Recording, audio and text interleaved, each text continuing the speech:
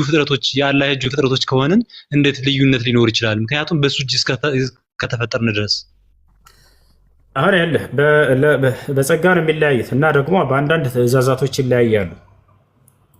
ያ ነው እንጂ እነርሱ የተለዩ ፍጥሮች ናቸው ማለት አይደለም። ይወታል አይደል? ምንዳ የሚባል ነገር አለ። አንድ ሰው እንደ እምነቱና እንደ መልካም ስራው ይመነዳል። ይወታል አይደል? ነቢያቶች ደግሞ ከማንም በላይ በእውነታቸውም በስራቸውም የጸደቁ ናቸው። ስለዚህ አምላክ አላህ ሱብሓነሁ ወተዓላ ከሚሰጣቸው ምንዳ ምንድን ነው? እዚህ ዓለም ላይ ሰዎች እነርሱ ሊሞቱ በሚሉ ጊዜ ይሄንን አስመርጧቸዋል፣ ሰጥቷቸዋል። እሺ ይህ ከአላህ ሱብሓነሁ ወተዓላ ከሚሰጣቸው ምንዳ ነው። በታዘዙበት ትእዛዝ ልክ በሰሩት በከፈሉት መስዋዕትና ገድል ልክ አላህ ሱብሓነሁ ወተዓላ ያንን ይከፍላቸዋል። አያር ላይ የተለዩበት ልክ በትእዛዝና በሌላው በግዴታዎች በመለየታቸው ልክ ነው። ሚን ከራመቲ ላህ ተዓላ ሊአንቢያኢሂ ወረሱሊሂ አላህ ለነቢያቶችና ለመልእክተኞቹ ካደረገላቸው ማክበር أنه لا يموت نبي حتى يخير بين الدنيا والآخرة. عندم نبي يموتم الله بزيش على منا بقتا يعلم مكاكل يسمر طبيعه نجي من دنا يا مرجع بالبقاء في الدنيا والمصير إلى الله تعالى. وي بزيش عالم لاي لزال عالم بمزوتر وينم ودع الله بمير. وما كان رسول الله صلى الله عليه وسلم ليختار غير الآخرة. يا الله ملك تنيا نبي صلى الله عليه وسلم دقمو يقطعون ዓለምን እንጂ ምድርን አልመረጡም ወይንም ከአኺራው ሌላን ሊመርጡ አልመረጡም እያለ ይናገራል። ስለዚህ ሁሉም ነብይ ምርጫ ይሰጠው ነበር። ነብዩ ሰለላሁ ዐለይሂ ወሰለም እንደማንኛውም ነብይ እንደ ሁላቸውም ነብያቶች ምድራዊ ህይወትን አይፈልጉም። ነብያቶች በቀጣዩ ዓለም መሸጋገር ነው። ስለዚህ የቀጣዩን ዓለም ተሸጋገሩ ማለት ነው። ይሄን ይመስላል። መሲሁ ግን አንድ የመጨረሻ ጥያቄ ከመጨረሻው ዘመን ድረስ መቆየትን ፈለገ። አላህ ሱብሓነሁ ወተዓላ ሰጠው። ቻይ ነው እና ረሱል አንድ የመጨረሻ ጥያቄ አለኝ። እሺ ጥያቄ ምንድን ነው? ቅድም ከአብራራህ ላይ ስለ ጃር ስለዋራህ ላይ ማለት ነው። እሺ ሰላምን የማይፈልጉት ሰዎች ላይ የታዘዘው ምናምን ነገር ብለኝ ነበር አይደለ? እውነት ነው። አምላክ የራሱ የሆነ ፓወር እስካለው ድረስ ሰዎችን እርስ በራሳቸው ከማጋደሉ በፊት ለምን እሱ የራሱን እርምጃ አይወስድም የሚለውን ጠይቅ ብዬ ነው። ይችላል። እሱን እኮ ችሎ አሳየውን ነገርኩህ እኮ እስከ ሙሴ ዘመን ድረስ ምንም እሱን አሁን ለጠየቀው ጥያቄ ሁሉ መልስ አለው ኢስላም። እስከ ሙሴ ዘመን ድረስ አምላክ አላህ ሱብሓነሁ ወተዓላ የራሱን እርምጃ ይወስድባቸው ነበር። ልዝገመው መቅሰፍት የሚባል ነገር አለ አልኩኝ። እነዚያ ነብያቶች አዛ በተደረጉ ጊዜ መከራ በደረሰባቸው ጊዜ በክርስትና እምነትም እስካሁንም አለ። ቆይ አንዴ ወደ መጽሐፍማ ብገባለህ እዛው ላይ ታገኘው ነበር። ይሄንን ጥያቄ አትጠይቅም ነበር በመሰረቱ መጽሐፍን ብትረዳ ኑሮ ማለት ነው። ምክንያቱም አምላክ ለምን በራሱ አይከላከልም? ለምን ጂሃድን አዘዘ? ያ መጽሐፍ ቅዱስ ላይ እግዚአብሔር ጂሃድ አዟል አይደለ? ተዋጉ እያለ ነብያቶችን አዟቸዋል አላዘዛቸው? አዟቸዋል አይደለ? ነው ላሳይህ መጽሐፍ ጂሃድ አዟል አላዘዘም? እግዚአብሔር የተናሳ ሄሎ ጆ ጂሃድ አላዘዘም አዟል። ጂሃድ ማለት ነው እንዲዋጉ እኮ መዋጋት እኮ ነው። ቆይ አንዴ ላሳየህ በቃ እንዴ ጂሃድ ማብረቅ ያ ማን ያን የሆኑት ዜጎች ያ እንትን ነው ስለ እንትን ልታወራኝ ነው። ቆይ ጂሃድ እንዳውም መጽሐፍ ቅዱስ ላይ ነው በጣም ብዙ ያለው። ያም ጂሃድ እንዳውም እግዚአብሔር ያዘዘው በምን መሰለህ? አሁን እንደ ሁለቱ ያለውን አነጻጽሬ ለመቅሰል ጂሃድ ሳይሆን ያ መቅሰፍት ነው። ኧረ ጂሃድ ነው። እግዚአብሔር ግደሉ እያለ ቃል በቃል ያዘዘበት ነው ማሳየህ። መቅሰፍት አይደለም። ትእዛዝ እያዘዘ ግደሏቸው እነዚህን እያለ በቁርአን ላይ ያለው ጂሃድ ምንድን ነው? ሊዋጉ የመጡ የሌላን እምነት ተከታይ ተዋጉ ነው የሚለው። እንደ መጽሐፍ ቅዱስ ግን በጣም ያሳዝነው ምን ይላል? ህፃናቶችን ግደሏቸው ይላል። ሽማግሌን ግደሉ ይላል እግዚአብሔር። ሴቶችን ግደሏቸው ይላል። ነቢዩ ሰለላሁ ዐለይሂ ወሰለም ሰራዊትን ሲልኩ ምን ይላሉ?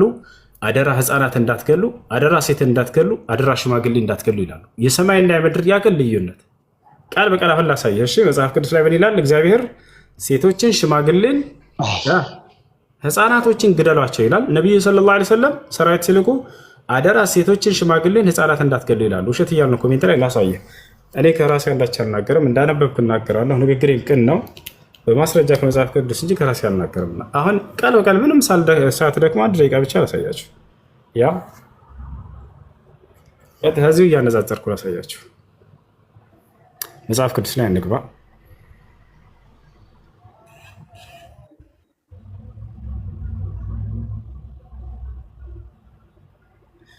እሺ የት እንገባለን? ያ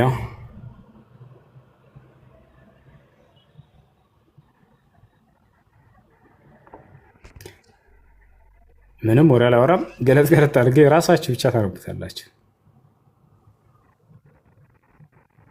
ይታያችኋል። እዚህ ጋር ምን ይላል?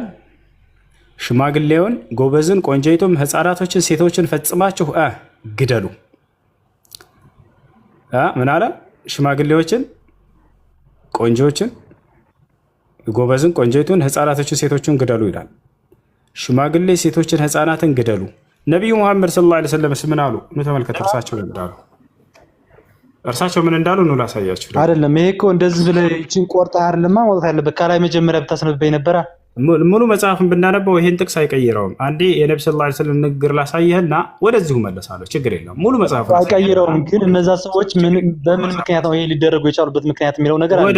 ወደ እሱ እኮ በጣም ጥሩ። ስለዚህ ጂሃድ አለ ማለት ነው፣ ግን በምክንያት ነው። እሱን እኮ ነው እያልን ያለ ነው። አሁን አንድ ጊዜ አየህ አይደለ? ጂሃድ እንዳላመንክ ግን በምክንያት ነው ልትለን ነው። ትንሽ ቀረብ ብለሃል። አሁን ነቢዩ መሐመድ ሰለላሁ ዐለይሂ ወሰለም ደግሞ በዚሁ አንጻር የተናገሩትን ጉድ ላሳያችሁ። ተቃራኒ። አሁን ወደ አማርኛ እንቀይረው። ይሄ ሐዲስ ነው፣ ተመልከቱ። ነቢያችን ሰለላሁ ዐለይሂ ወሰለም ምን አሉ? ቅድም መጽሐፍ ቅዱስ ላይ ምን አለ የሚለውን ተመልክታችኋል። አሁን ቃል በቃል ያሉትን ላሳያችሁ።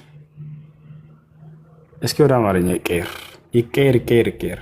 ልጆች ምን አሉ ነቢያችን ሰለላሁ ዐለይሂ ወሰለም? ተመልከቱ። የአላህ መልክተኛ ነቢ ሰለላሁ ዐለይሂ ወሰለም ምን አሉ? ሽማግሌን፣ ሴትን፣ ልጅን ምን አሉ ነቢያችን ሰለላሁ ዐለይሂ ወሰለም?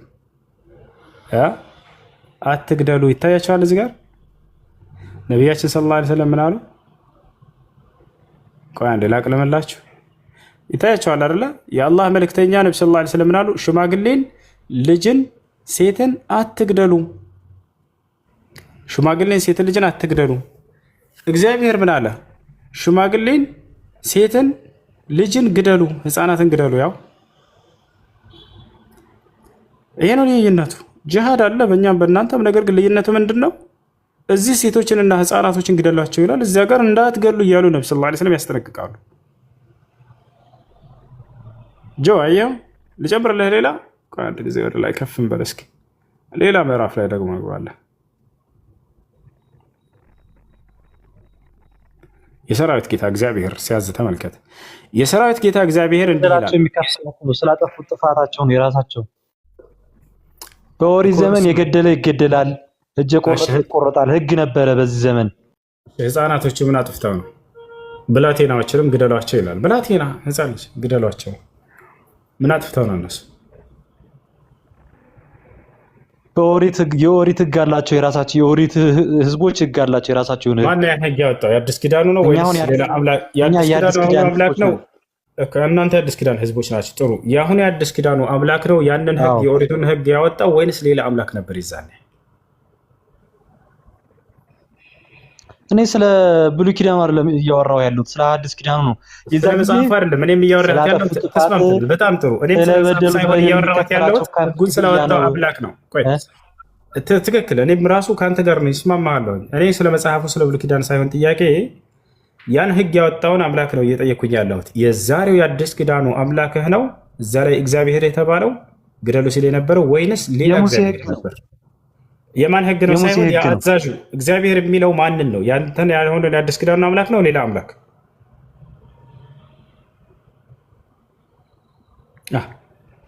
በል ጠንክር። ነገርኩህ እኮ ነው። ምን አልከኝ? ያው ራሱ አምላክ ነው ያሁኑ የአዲስ ኪዳኑ አምላክ ነው እዛም ግደሉ ሲል የነበረው ወይንስ ሌላ እግዚአብሔር ነበር ይዛን? ጠንክር። ሙሴ ህግ ስለነበራቸው ግደሉ የተባለው ስለበደሉት በደል ስላጠፉ ጥፋት የሙሴ ህግ የገደለ ይገደል፣ የቆረጠ ይቆረጥ የሚል ህግ ስርዓት ነበራቸው። ሙሴን ፍታው። ከሙሴ ግን አሁን የለም። ስለ እግዚአብሔር ነው እያወራሁኝ ያለሁት። ለሙሴ ያን ህግ የሰጠው ማን ነው? እሺ ግደሉ እያለ የሰራዊት ጌታ እግዚአብሔር ግደል አለ ይላል።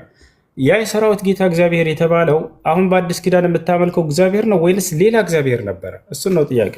ሰው መርሳት ትንሽ ሌላ እግዚአብሔር የለም አልኩህ እኮ። እሱም እውነት ነው የጌታ ሰው። ስለዚህ ዛሬ የምታመልከው አዲስ ኪዳን አምላክህ ራሱ ነው ማለት ነው። የዛኔ ግደሉ እያለ ሲያዝ የነበረው። ስለዚህ እግዚአብሔር የዛኔ ገዳይ ነበር። አሁን ንስሐ አድርጎ መጣና በቃ ትግደሉ አለ።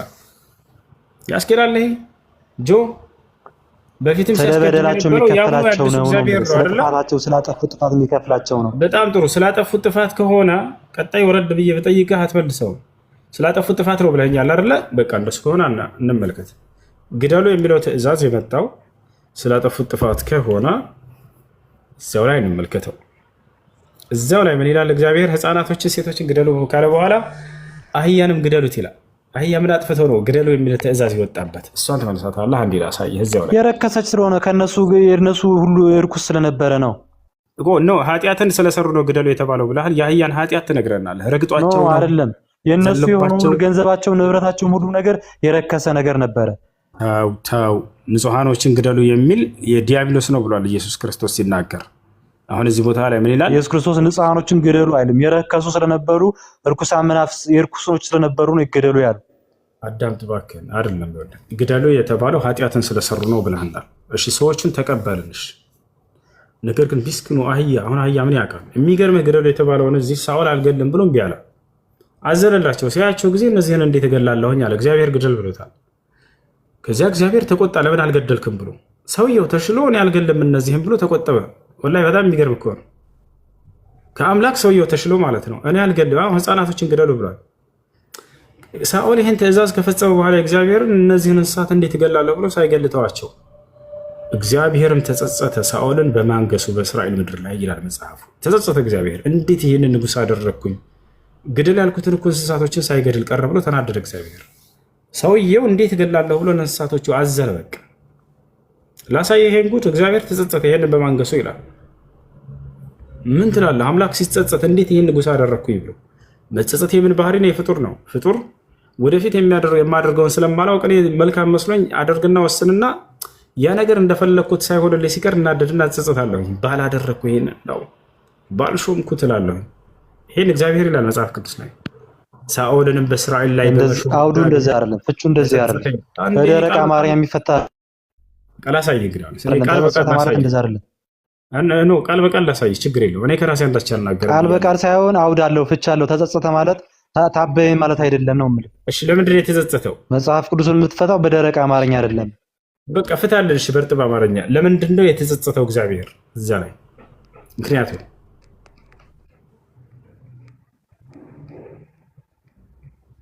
እኔ ካልኩት ውጭ ከሆነ ችግር የለውም። አሁን እዚሁ ይቅርታ ጠይቃለሁ። ለምንድን ነው እግዚአብሔር የተጸጸተው እዛ ላይ ንገረን።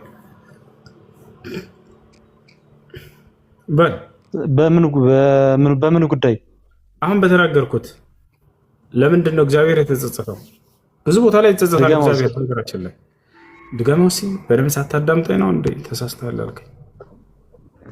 ጸጸት ማለት አዘነ። መጽሐፉ ላይ ተጸጸተ የሚለው በምን ምክንያት ነው እያልኩህ ነው። መጽሐፉ ላይ ተጸጸተ ማለት አዘነ ማለት ነው። አዘነ ማለት ያደረገውን ባለመቀበሉ ነው አይደለም። እነሱን እንትን ብሎ ያመጣቸዋል። ማዘን ሌላ ነው፣ መጸጸት ሌላ ነው። በአንድ ቦታ ላይ ያመጣቸዋል። የሚገርም እሱን ማሳያለሁ። ችግር የለው። ማዘን አንድ ባህሪ ሆኖ መጸጸትም ሌላኛው ባህሪ ነው። እግዚአብሔር እሱን አመጣልሃለሁ። አሁን ግን እዚህ ቦታ ላይ እግዚአብሔር የተጸጸተው ለምንድን ነው አልኩህ። እኔ ከተናገርኩት ንግግሮች ከሆነ እዚሁ የሁሉ ህዝብ እያለ ይቅርታ እንድጠይቅ በሰው መጽሐፍ ላይ የሌለ ነገር ከተናገርኩ ይቅርታ ጠይቃለሁ። እግዚአብሔር ለምንድን ነው የተጸጸተው? በዚህ ጥቅስ ላይ በዚህ አውድ ላይ አውድ የሚባል ነገር አለ ስትል ነበር። ባል ጠንከር ሚወታት አድርገው እንጂ መጸጸት ሳይሆን ማዘን ነው። ያዘዘውን ነገር ስላላደረገ ነው መጸጸት ነው ብዬ ደግሞ ቃል በቃል ላሳየ ነው። አብሽር ችግር የለም። ያዘዘውን ነገር ስላላደረገ በጣም ጥሩ። ምን ነበር ያዘዘው? ምንድን ነው ያላደረገው ይሄ ንጉስ? አሁን መልሳት። መጸጸት የሚለው እስኪ ፍቹን እስኪ ስንት አውድ አለው አንተ ስትነግረኝ? እሺ አንድ አይዱ ብቻ ነው ያለው። አንድ መጸጸት አይደለም ብለኸኛል። እሱ መጸጸት እንደሆነ ላመጣልህ ነው። ግን እዚህ ቦታ ላይ የተጸጸተው ለምንድን ነው? እግዚአብሔር አድርግ ያለውን ስላላደረገ ነው። ያ ድርጊት ምንድን ነው? አትደብቀው እንጂ ንገረን፣ ግለጸው። ምንድን ነው ድርጊቱ? አድርግ ያለው ያላደረገውስ ምንድን ነው? ይሄ ንጉስ በል እኮ እግዚአብሔር አዘዘው፣ እግዚአብሔርን ትእዛዙን አልተቀበለም። ያሰው ማለት ነው እኮ። ያ ትእዛዝ ምንድን ነው? ካላወቀው ልንገርህ ይበል ልድገምልህ። እሺ የተናገርኩትን ቃል በቃ እንዳሳየህ።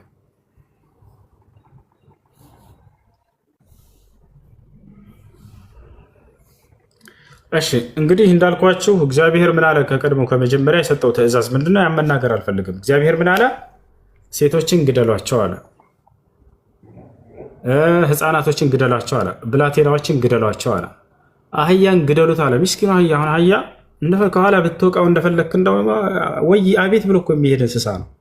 ዞር ብሎ እንኳ አይገጥምህም። ምነው ውሻ ምናምን በሆነ እንኳ ውሻ እንኳ ዞር ብላ ትገጥምሃለች፣ ከራሷ ትከላከላለች። አህያ ምስኪኑን አህያን ግደሉት የሚል ትእዛዝ ሲያወጣ አምላክ አስባችሁታል? አህያን ግደሉት ብሎ ህግ አውጥቷል። በሬን ግደሉት ብሎ ህግ አውጥቷል። ግመልን ግደሉት ብሎ ህግ አውጥቷል እግዚአብሔር። የነሱ የሆነ ሁሉ የረከሰ ስለነበረ ነው እሱ እንደዚህ። ሌላ ነገር ሳይሆን የነሱ የሆነ ሁሉ እርኩስ ስለነበረ፣ ያቺ ቦታ ደግሞ የተቀደሰች ቦታ ስለሆነ በተቀደሰ ቦታ የረከሰ ነገር ስለማይገኝ ማለት ነው። አዳምጥ፣ እንደዛ ነገር የለም። አምላክ እንዴት ነው እንስሳቶች ንጹህ የሆኑ ነገራቶችን ግደሏቸው ብሎ ህግ አወጣ እኮ እያልኩ ህግን እያወጣ ነው። ስለዚህ እነዚህን ግደል ተብሎ መጽሐፉ ላይ እንደሚለው ማለት ነው። ያ ንጉስ ደግሞ አያቸውና እንስሳቶች ሰው ሁሉ ገደሉ ጨረሰ። ግደል ስላሉ እግዚአብሔር ገድሎ ከጨረሰ በኋላ እንስሳቶቹን አያቸው፣ ቆሙ፣ ራራላቸው ነው ተዋቸው። እነዚህን አልገልም ማለት ከዚያ እግዚአብሔር ተቆጣ። ለምን ግደል ያልኩህን እንስሳዎች ለምን አልገደልካቸውም? ከዚያ እግዚአብሔር በዚህ ነው የተጸጸተው። አሁን ቃል በቃል እንዳንተ እንዳልኩ ላሳየህ። እኔ ከራሴ አንዳች አልናገርም፣ እንዳነበብኩ እናገራለሁ። ንግግሬም ቅን ነው፣ በማስረጃ እንጂ አለማስረጃ አልናገርም። አሁን ቢረዝምባቸውም ታገሱ። እሺ፣ ከመጀመሪያው ጀምሬ ላሳያችሁ። የሰራዊት ጌታ እግዚአብሔር እንዲህ ይላል። እግዚአብሔር ነው ተናጋሪው፣ ትእዛዝ ሊሰጥ ነው። እስራኤል ከግብፅ በወጣ ጊዜ አማሌቅ በመንገድ እየተቃወመ ያደረገበትን ለማን ነው ትእዛዝ የመጣው የሚለውን እንድትረዱት ከአንድ ቁጥር ጀምሬ ላንብብላችሁ። ሳኦል የሚባል ንጉሥ አለ፣ ገብታችኋል? ሳሙኤል የሚባል ነቢይ አለ። ደግሞ በዚህ በሳሙኤል በኩል ለንጉሱ ለሳኦል ከእግዚአብሔር ዘንድ ትእዛዝ እየመጣ ነው። ሳሙኤልም አለ፣ ይሄ ከአምላክ ጋር የሚነጋገር ነው። ሳሙኤል ሳኦልን አለ፣ ሳኦል ደግሞ ንጉሥ ነው ለእስራኤል ምድር። ሳሙኤልን ሳኦልን አለው፣ በህዝቡ በእስራኤል ላይ ንጉሥ እንድትሆን እቀባህ ዘንድ እግዚአብሔር ላከኝ። አሁንም የእግዚአብሔርን ቃል ስማ አለው። አሁን የአምላክን ቃል እየነገረው ነው። ማን? ይሄ ነቢይ ሳሙኤል ለማን? ለንጉሱ ለሳኦል። የሰራዊት ጌታ እግዚአብሔር እንዲህ ይላል፣ እስራኤል ከግብፅ በወጣ ጊዜ አማሌቅ በመንገድ እየተቃወመ ያደረገበትን እበቀላለሁኝ አለ። እግዚአብሔር የበቀል አምላክ ነው። አሁንም ሄደህ አማሌቅን ምታ፣ ያላቸውንም ሁሉ ፈጽመህ አጥፋ፣ አትማራቸውም። ወንዱንና ሴቱን፣ ብላቴናውንና ሕፃኑን፣ በሬውንና በጉን፣ ግመሉንና አህያውን ግደል አለው። እንግዲህ የእግዚአብሔርን ቃል ስማ ብሎ እነዚህን ሁሉ ግደል እያለህ ነው አለው። ሳኦልም አሁን ትእዛዝ ሊፈጽም ነው። ሳኦል ይሄ ንጉሥ ሰማ። ሳኦልም ህዝቡን ጠርቶ በጌልገላ ቆጠራቸው፣ 200,000 እግረኞች። ተመልከቱ፣ ሰራዊታቸውን አሰለፈው፣ 200,000 ሰራዊት። ከይሁዳም 10,000 ሰዎች ነበሩ ይላል። ሳኦልም ወደ አማሌቅ ከተማ ወጣ፣ ትእዛዙ ሊፈጽም ነው። በሸለቆ ውስጥ ተደበቀ።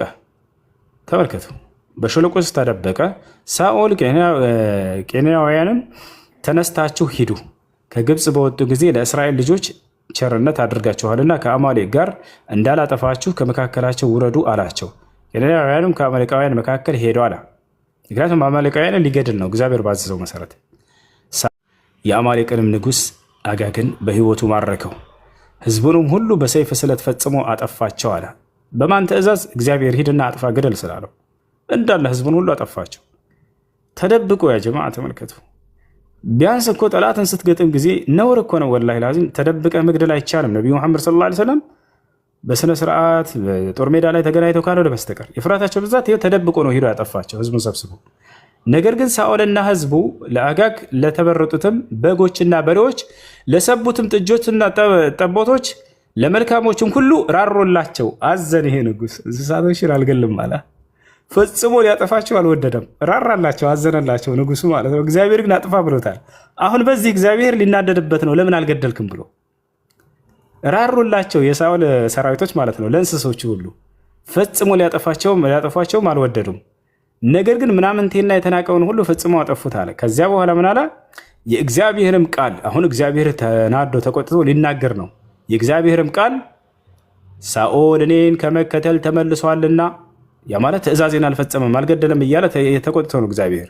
እኔን ከመከተል ተመልሷልና ትእዛዜንም አልፈጸመምና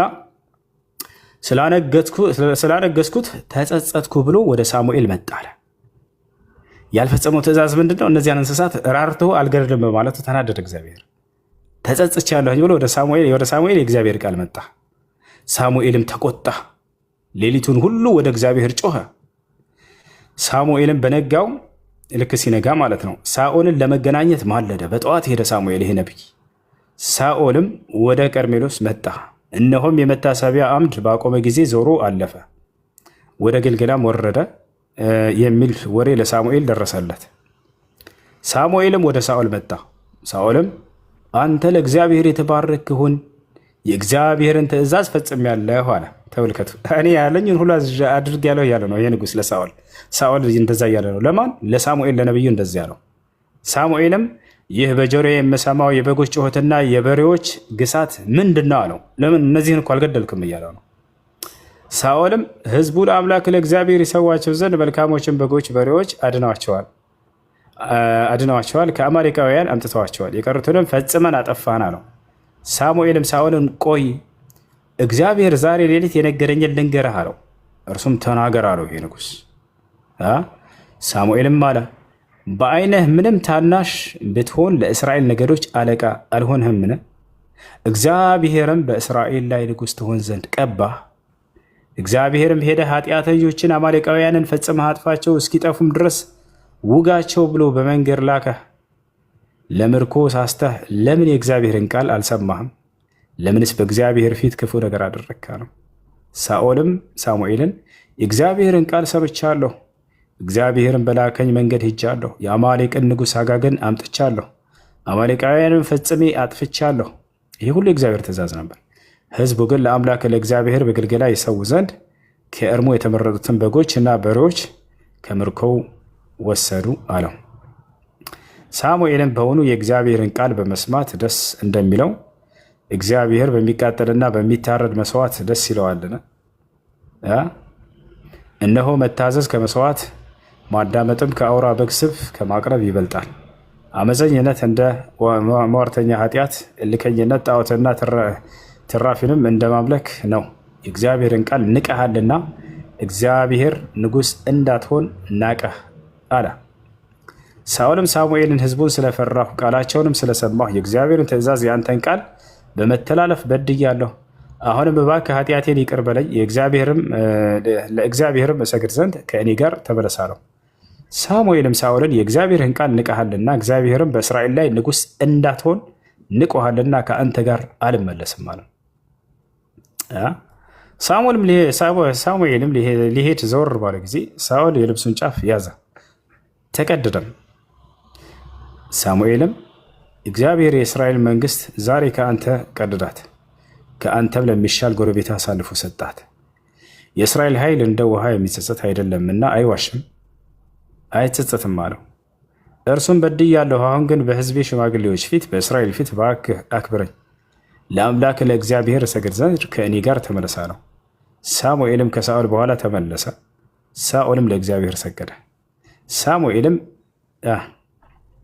የአማሌቅን ንጉሥ አጋግንን አምጦልኝ አለ። አጋግንም እየተንቀጠቀጠ ወደ እርሱ መጣ። አጋግም በውኑ ሞት እንደዚህ መራራ ነውን? አለ። ሳሙኤልም ሰይፍህ ሴቶች ልጆችን አልባ እንዳደረጋቸው እንዲሁ እናትህ በሴቶች መካከል ልጅ አልባ ትሆናለች አለ። ሳሙኤልም አጋግን በእግዚአብሔር ፊት በገልጌላ ቆራረጠው። የእግዚአብሔር ነቢይ ነው።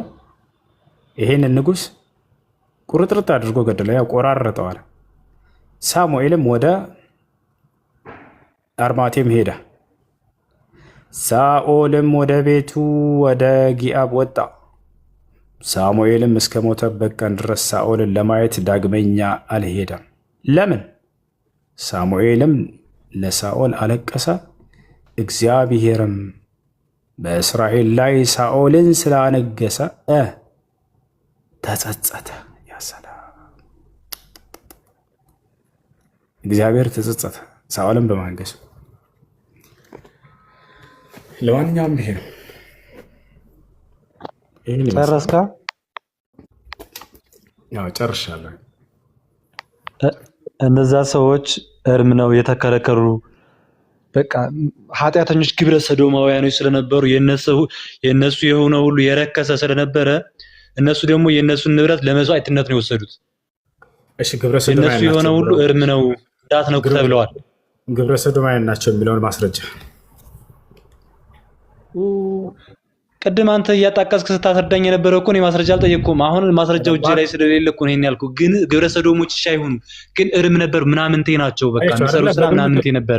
ሰዶምና ገሞራ እሺ፣ የሰዶምና የገሞራን ታሪክ ይኸው። እሺ፣ ምናምን ተይዝ ለመሆናቸው የሰዶምና የገሞራን ታሪክ ይኸው እዛው መጽሐፍ ኃጢአተኛና ጣዖት አምላኪ ስለሆኑ ይላል እንዴ? አይደለም። ኃጢአተኛና ጣዖት አምላኪ ስለነበሩ ይላል አይደለም። ማስረጃችሁ ምንድነው? ናውጣ እናሳየን። ባባና ግባ። በፍጹም እንደዛ አይደለም። እየተናገረ እኮ ነው። እንደዛ ነው። አታዳምጡ። ማስረጃ ምንድነው? ኃጢአተኛና ልክ እንዲሁ ደግሞ እነዚህ ሰዎች እንትን መሆናቸው ግብረ ሰዶም መሆናቸው ማስረጃችሁ ምንድነው? የሰዶምና የገሞራን ታሪክ አለ ለዛው ላይ ማለት ትችላለህ። ይሄ ስለ ሰዶምና ስለ ገሞራ ታሪክ የሚያወራ አይደለም አልኩ። ይሄ እያወራ ያለው ማስረጃ ስለም በምን ጥፋት አይደለም። ግን እኮ እነዛ እንደነሱ እርም የሆነ ነገር እኮ እግዚአብሔር እንዳዙ የከለከላቸው የነሱ የሆነ ሁሉ ኃጢአት ስለነበረ እርም ስለነበረ የረከሱ ሰዎች ለተቀደሱ ስለማይሆን ያን ነገር ሳዛቸው በጣም ጥሩ ያደረጉት ኃጢአት ምንድነው? ኃጢአታቸውን ነገር ምን አድርገው ነው? ጦረኞች፣ አሳዳጆች በቃ እስራኤል ሀገር እንዲሰደዱ ያደረጓቸው ይውጋቸው ያባረሯቸው። እሺ አሁን አዳምጥ። አይዋርለ እግዚአብሔር እዚህ ቦታ ላይ ምን አስቦ ነው ከተባለ በቀል ነው። እሺ ከመጀመሪያው ተበቃይ አምላክ ነው። ቂም ነበረበት እግዚአብሔር። እዚያው ቃሉን ላይ ነው ማሳየህ። በቀላለሁ እግዚአብሔር ስለሰሩ በደር ኃጢአታቸው ይከፈላቸው ስለነበረ እባክህን በቀል ነው ላሳየህ ወይ? በቀል ነው ላሳየህ ማስረጃ እኮ በቀሉ እነሱ ስለሰሩ ጥፋት ነው የምልህ። በቀል አይደለም ያልኩህ እኮ እነሱ የሰሩትን በእጃቸው ያገኙት ስለነበረ ነው። የሰሩት ኃጢአት ምንድን ነው?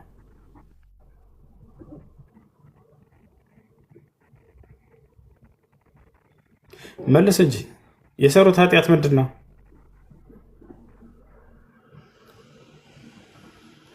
አቶ ሀያ የሰራው ኃጢአት ምንድን ነው? የሰሩት ኃጢአት እኮ ያልኩህ ነገርኩህ እኮ እስራኤላውያንን እዛች ከነዓን ምድር እንዳይኖሩ አድርገዋቸዋል። ወደ ግብጽ ሀገር እንዲሰደዱ አድርጓቸዋል። ብዙ ግፍና እንትናዎችን አድርሰውባቸው ስለነበረ ይሄን ያደረጉ ህዝቦች ለመሆናቸው እነዚህ ማስረጃ ምንድን ነው? እነዚህ አይደሉም ያደረጉት። አሁን እግዚአብሔር ምን እንዳደረገ ልንገርህ። ማስረጃ ማምጣት አትችልም፣ ግን ልንገርህ። እሺ ይሰማሃል? ጆ አዳምጠኝ። ይሰማኛል። እሺ አንደኛ አውዱ ላይ እዛው ሲናገር እግዚአብሔር መበቀል ፈልጎ ነው። በቀሉ እንዴት ነው ከተባለ ከዚያ በፊት የነዚህ ቅድመ አያቶቻቸው ምናምን እነዚያ ናቸው። እስራኤላውያኖች ከግብጽ በወጡ ጊዜ በሙሴ ዘመን ነው አይደለ? ግብፃውያኖች ማነው እስራኤላውያኖች ከግብጽ ወደ እንትና የመጡት በሙሴ ዘመን ነው አይደለም? ወደ ከነዓን። አዎ ልክ ነህ፣ ወደ ከነዓን። አዎ ያ ነው። ይሄ ደግሞ ታሪክ የሆነው በመቼ ነው? ሙሴ ዘመን ካለፈ በኋላ በሳሙኤል ጊዜ እነዚያን የልጅ ልጆቻቸውን እየተበቀላቸው ነው እግዚአብሔር። አይ አይደለ? አሁን ለምሳሌ አንተ አጠፋህና በአንተ የልጅ ልጅህ አካባቢ ላይ መጥቶ አንድ ሰው ያንተ እኮ አባትህ ቅድመ አያትህ እንትና ይጆ ገሎብኝ ነበር ብሎ የልጅ ልጅህን አካባቢ ሄዶ ይገልብሃል። ምን አጥፍቼ ነው ቢባል ይሄ ልጅ አይ አንተ አላጠፋህም ችግር የለውም ግን ቀድሞ የነበረው አጥፍቷል አለ። በሙሴ ዘመን የተከሰተን ታሪክ ከግብፅ ባሰጧቸው በወጡ ጊዜ እስራኤላውያኖች የዛን እነዚህ አማሌቃውያን የሚባሉ ጎሳዎች ጠብቀው ይገሏቸው ነበር። ማንን? እስራኤላውያኖችን። አየህ አይደለ? የሳሙኤል ዘመን ደግሞ ከሙሴ ዘመን በኋላ የመጡት ህዝቦች ላይ በቀል አደረገ እግዚአብሔር። ተበቃይ አምላክ ነው። ምንም ያጠፉ ሰዎች እንዳይመስሉ እነዚህ ያላጠፉትን የቅድመ አያቶችን ኃጢአት ይዞ ነው እግዚአብሔር እነዚህን የልጅ ልጆች ዛሬ ግደሏቸው ብሎ ትእዛዝ አስወጣባቸው፣ አስገድለባቸው። ይሄ ፍትህ ነው? በፍጹም ፍትህ አይደለም። ንጹሐኖችን የሚገድል ገዳይ ዲያብሎስ ነው እንጂ አምላክ አይደለም። ይሄን ያለው ኢየሱስ ነው። ኢየሱስ ክርስቶስ ህጋቸው ነው አልኩህ እኮ። ይሄ እኮ ህጋቸው ነው። ኢየሱስ ክርስቶስ ራሱ እኮ ሲገሉት እኮ ሲሰቅሉት የኛ በደል የኛ ኃጢአት በልጅ ልጆቻችን ይለፍ ብለው ምለዋል እኮ መጀመሪያው ነው። ስለዚህ እግዚአብሔር ፍትሃ አይደለም ማለት ነው። ኃጢአት ያልሰሩና አካሎች በልጅ ልጆቻቸው ላይ ይቀጣቸዋል። አያቸው አይደለ? ስለዚህ ኃጢአት ስለሰሩ ነው የሚለውን ነገር አሁን ተረዳህ ማለት ነው። ኃጢአት እንዳልሰሩ እነዚህ የተገደሉ አካሎች ምንም አላደረጉም። መግደል ማለት ኃጢአት መሰረት አይደለም እንዴ? ቆይ እነዚህ ታዲያ ገለዋል ወይ? እስራኤላውያኖች በወጡ ጊዜ እነዚህ የአሁኖቹ ዘመን ሰዎች እነዚህ አጥፍተዋል? እነዚህ አማሌቃውያን ወንስ የነዚህ የድሮቹ አማሌቃውያን አባቶቻችን እዚህ ራሱ ሀገራችን ውስጥ አባቶቻቸው ወንድሞቻቸው ስለገደሉ አይደል እንደ ተፈልጎ ወንድሞቻቸው የሚገደሉስ? በዛ ህግ ነው እየገደሏቸው ነው እያልኩ ያሉት ነው አይደለም። በዚያ ዘመን ያሉ ሰዎች እኮ አይደለም ያለፉ ዘመናቶችን ጠብቀው እኮ ነው እየገደሉ ያሉት። ስለዚህ እግዚአብሔር ልክ እንኳን በዚህ ዘመን ሳለ አይደለም እሱ ነገር እኮ ነው የምልህ። አሁን እኔ ደግሞ እኮ ስህተት ነው እሱ። የተገደለ አካል አንተ ለምሳሌ ሰውን ብትገድል አንተ ራስህ ላይ ነው እንጂ ፍርድ የሚፈረደው። ሌላ ወንድምህን መጥቶ ቢገድል ይሄ ሰው ፍትህ ነው። ለምሳሌ አንተ መጣና የሆነ ሰው አንተ ሄድክና ለምሳሌ ገደልክ፣ እኔን ገደልከኝ ይባል ለምሳሌ ህጋቸው እኮ ነው እሱ ህጋቸው ስለሆነ ነው ያልካለው። ፍትሃዊ የሆነ ህግ ነው። የኛ በደል በልጆቻችን ላይ ይለፍ ብለው ራሳቸው የሚያስተላልፉት የአይሁዶች ህግ ነው። አዳምጥሽ ለተቻለ አዳምጥ። ለምሳሌ አንተ ነን መተገደልከኝ ለተዋላ ነው ስልኬ ሊዘጋር በእናትህ ስልኬ ሊዘጋ ነው። ለማንኛውም መልእክቱ ገብታችኋል አይደል? እነዚህ ሰዎች ኃጢአትን ስለሰሩ ነው አለ። አሁን ደግሞ ተረዳ ምን እንደሆነ፣ እነዚህ ሰዎች ገዳይ እንዳልሆኑ ንጹሖች እንደሆኑ። ነገር ግን ወደ ምን ሄደ? ያለፉትን ቅድመ አያቶቻቸውን ነው እግዚአብሔር ራሱ እዛን መቅጣት የነበረበት። ገዳዮቸው እነዛ ናቸውና ሰው መግደል ኃጢአት አይደለም ብለን ነው የምታስበው? እሱ ኃጢአት ነው፣ ግን እነዚህ ሰዎች አልገደሉማ። አባቶቻቸው ገድለዋል እኮ ነው እያልኩ ያለሁት እኔ። ደግሞ በዛን ጊዜ በአባቶቻቸው ኃጢአት በአባቶቻቸው በደል ልጆቻቸው ተወቃሾች ናቸው ነው የምልህ። ህጉ ምን እንደሚል ላሳየህ። እንዴት ሰው ባልሰራ ኃጢአት ተወቃሽ ይሆናል? ቆም ብለህ አስብ እንጂ። እንዳውም መጽሐፍ ቅዱስ ላይ ላሳየህ። ህጋቸው ነው እኮ የምልህ እኔ። አንዴ ገዳይ ራሱ ይገደል ነው ያለው። ሁሉም ሰው እንደ ጥፋቱ ራሱ ይገደል እንጂ በአባቶች ኃጢአት ልጆች እንዳይገደሉ ይላል እግዚአብሔር። ቆይ ላሳየህ። ቆይ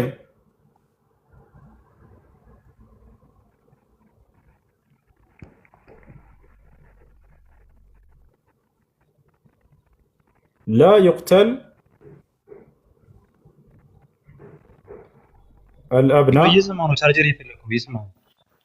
መልካም ላሳየህ። በአባት ኃጢአት ልጆች አይገደሉም። ቃል በቃል ላሳየህ፣ በራሳቸው ህግ እዛው ላይ ማለት ነው።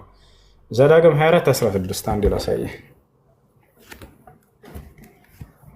እግዚአብሔር ከራሱ ጋር ይጋጫል። አሁን ቃል ላሳየህ። ዘዳግም 24:16 ያ መጽሐፍ ቅዱስ ላይ ዘዳግም 24:16 ምን ይላል? አባቶች ስለ ልጆች አይገደሉ፣ ልጆችም ስለ አባቶች አይገደሉ። ታዲያስ ነገር ግን ሁሉ እያንዳንዱ በኃጢአቱ ይገደል። ይህን ህግ ጥሷል። ቅድሙ የራሱ እግዚአብሔር ያወጣው ህግ ለነሱ ልጆች በአባቶቻቸው ሊገደሉ አይገባም፣ ሁሉም ግን በሰራው ኃጢአት ይገደል ነው የሚለው። እነዚያ ልጆች ኃጢአት ሰርተዋል ወይ? አልሰሩም የቅድሞቹ። ታዲያ ምን ሰርተዋል? የቅድሞቹ አባቶቻቸው ስለሰሩ ነው በእነዚያ የተገደሉት ያልክ ነው። ያው እና ይሄ ደግሞ ይቃወማል። እዚህ ጋር ምን ይላል? አባቶች ስለ ልጆች አይገደሉ፣ ልጆችም ስለ አባቶች አይገደሉ። ታዲያስ ነገር ግን ሁሉ በእያንዳንዱ በኃጢአቱ ይገደል ይላል። ይህን ይመስላል።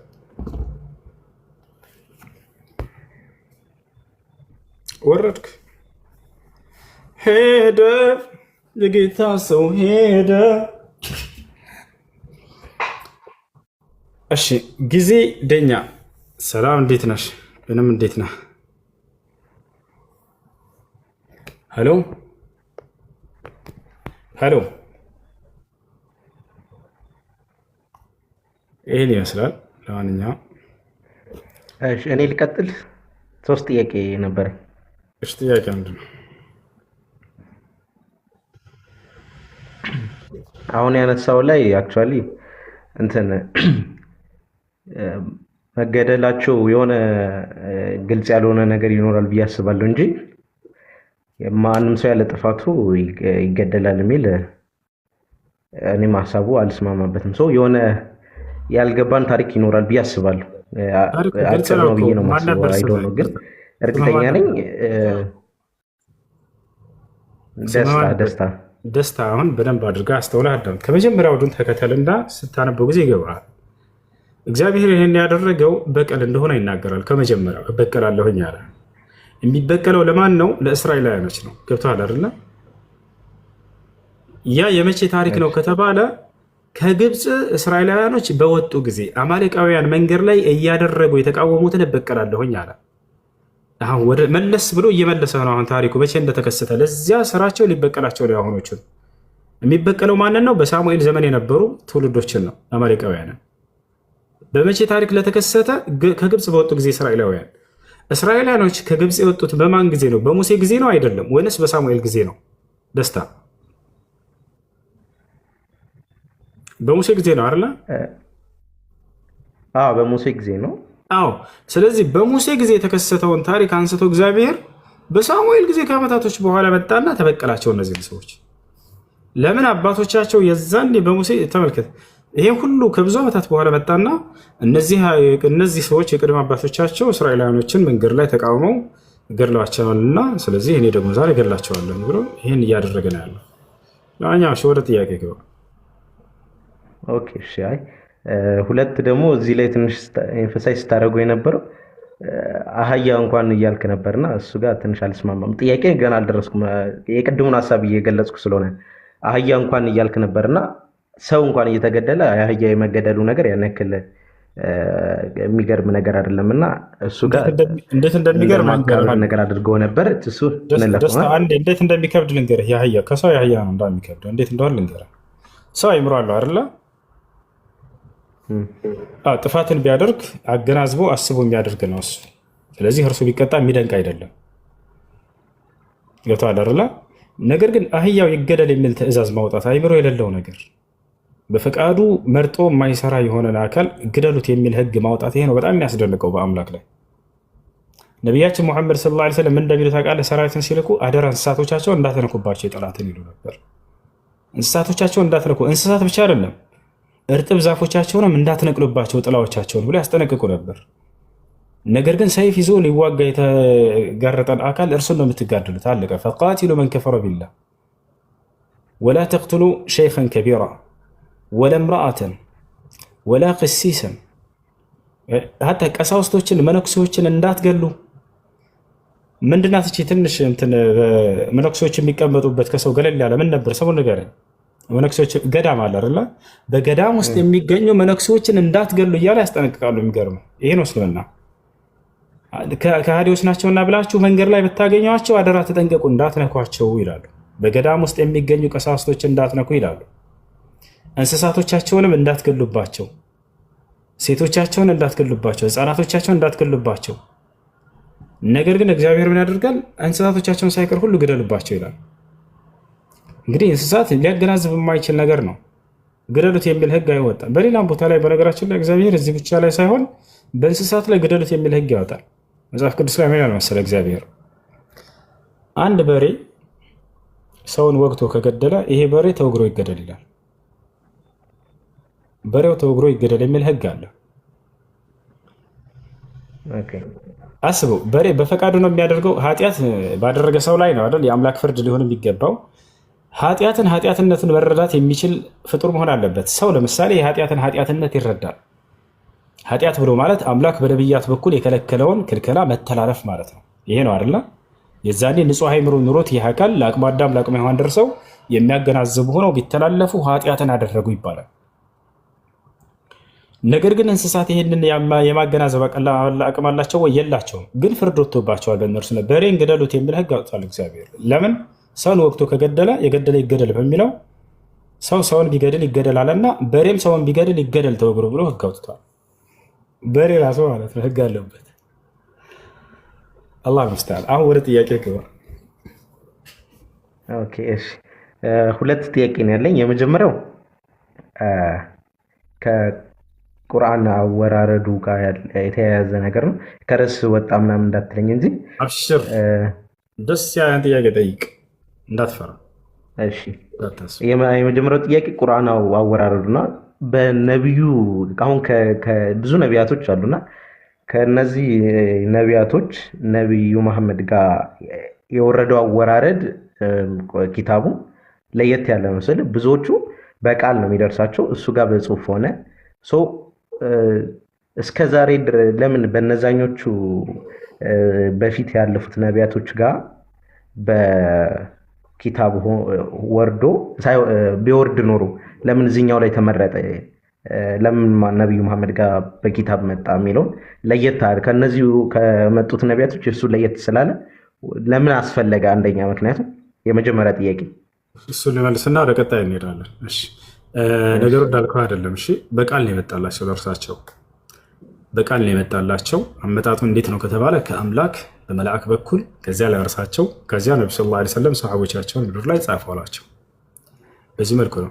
ለዚህ ሲናገር አምላክ አላህ ሱብሓነሁ ወተዓላ ወኢነሁ ለተንዚሉ ረቢል ዓለሚን ነዘለ ቢሂ ሩሑል አሚን ዐላ ቀልቢከ ሊተኩነ ሚነል ሙንዚሪን ቢሊሳኒን ዐረቢይን ሙቢን እያለ ይናገራል። ሱረቱ ሹዓራ 192 ላይ ታገኘዋለህ። ምን ይላል?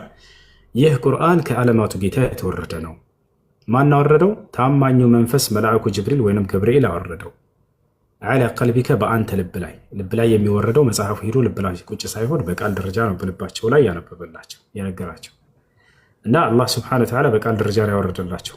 ከዚያ ነቢያችን ሰለላሁ ዐለይሂ ወሰለም ያንን በምድር ላይ ለአማኝ ተከታዮቻቸው ለሰሓቦቻቸው ጻፉ ብለው አዘዟቸው። ከዚያ ምድር ላይ እነርሱ ጻፉት ማለት ነው። ይሄ ነው የሆነው ነገር እንጂ በቃል እንጂ ያወረዳላቸው መጽሐፍን አይደለም ያወረደ። እንደዛ ከሆነ በነቢዩ ኢሳ የምትሉት በእናንተ፣ እኛ ደግሞ አምላካችን ኢየሱስ ክርስቶስ በምንለው በእሱ የመጣው እሱም በቃል ነው የወረደው። ያንን ቃል ጻፉት እና እነሱ የጻፉት እናንተ መጽሐፎቹን ታምናላችሁ ወይስ እንዴት ነው? ልክ በነቢዩ መሐመድ ተቀብሎ ሰሃቦቹ እንደጻፉት እናንተም ደግሞ በነቢዩ ኢሳ የምትሉት ተቀብሎ ሐዋርያቶቹ የጻፉት መጽሐፉን ትቀበላላችሁ ወይስ አትቀበሉም? ምክንያቱም አሁን ቅድም ያስቀመጥካቸው አርጊመንት የምታነባቸው ከዛ መጽሐፍ ስለሆነ እንዴት ነው ጀስቲፋይ የምታደርገው? ይሄ እሺ፣ በመጀመሪያ 4 ወንጌላቶች ሳይሆን አንድ ወንጌል ወይንም አንድ ኢንጂል ነበር ለኢሳ ዓለይሂ ሰላም የመጣው። ሁለተኛ በዘመኑ በኢሳ ዓለይሂ ሰላም ዘመን መጽሐፉን ያስተምርበት ነበር ሁላ ያ ነው። ነገር ግን እናንተ ዛሬ ወንጌላት ብላችሁ የምታስቧቸው ክርስቶስ ካረገ በኋላ የተጻፉ ናቸው። ሲቀጥል እንዳው በመጽሐፉ እንኳን ብንሄድ የክርስቶስ የመረጣቸው ደቀ መዛሙርቶች ናቸው የጻፉት አይደሉም። 12 ደቀ መዛሙርት ውስጥ ለምሳሌ የሉበትም ሉቃስና ማርቆስ አይደለ? ደስታ ከክርስቶስ ደቀ መዛሙርት አይደሉም። እነዚህ ሰዎች ሐዋርያቶች ናቸው የጻፉት የሚለው ነገር ስህተት ነው። ማርቆስ እና ሉቃስ ኢየሱስ ክርስቶስ አልመረጣቸውም። 12 ደቀ መዛሙርቶች አሉት። ላስነብበህ ወይንስ ታውቃቸዋለህ? ለውጣለህ? አይ ችግር የለውም በቃ እሺ። ይሄ ነው የነቢዩ መሐመድ ሰለላሁ ዐለይሂ ወሰለም ሰሃቦችስ ግን ከተባለ የአይን እማኞች አብረዋቸው የነበሩ ቃሉን ራሳቸው የሸመደዱ በጭንቅላታቸው እነሱ ናቸው ያሰፈሩት። ስማቸውን እየጠሩ እናንተ ጻፍ እያሉ ነው ያስጻፏቸው። ኢየሱስ ክርስቶስ ግን እነዚህን ሐዋርያቶች በዚያ በእርሱ ዘመን ተጽፏል ወይ? እነዚህ 4 ወንጌላት በእርሱ ዘመን አልተጻፉም ነበር። በእርሱ ዘመን አልተጻፈው ነበር። የቃሉ ባለቤት እያለ ምድር ላይ የተጻፈው ቁርአን ነው። መጽሐፍ ቅዱስን ግን ወንጌላቶችን ብናያቸው ክርስቶስ እያለ ምድር ላይ በፍጹም አልተጻፈም። ክርስቶስ ካረገ በኋላ ነው። ለዚያውም ክርስቶስ ያልመረጣቸው አካሎች በራሳቸው ናቸው የጻፉት። ሉቃስ በራሱ ጥረት እንደጻፈ ራሱ ይናገራል። ይሄን ልጽፍ መልካም ሆኖ ታየኝ፣ ብዙ ከተከታተልኩ በኋላ የቃሉ አገልጋዮች እንዳስተላለፉልኝ እያለ እንደዚያ ጻፈው። ክርስቶስ የመረጠው ደቀ መዝሙር ነው ወይ? አይደለም፣ በፍጹም ያ ነው። ስለዚህ እነዚህን ወንጌላቶች ናቸው ብለን እንትን የምንቀበላቸው ነገራቶች አይደሉም። ነገር ግን በውስጡ ላይ ያሉ እውነታዎች አሉ ወይ? እሱ ሌላ ጥያቄ ነው። ገብቶሃል አይደል? በውስጡ ላይ ያሉ እውነታዎችን እነሱ እንቀበላቸዋለን እንደ እውነት። ገብቶሃል አይደል? እውነት ናቸው ብለን እንቀበላለን። እሱ ይዞ ሲያስተምር የነበረው አንድ መጽሐፍ ስትል የነበረው ምን የትኛው ነው?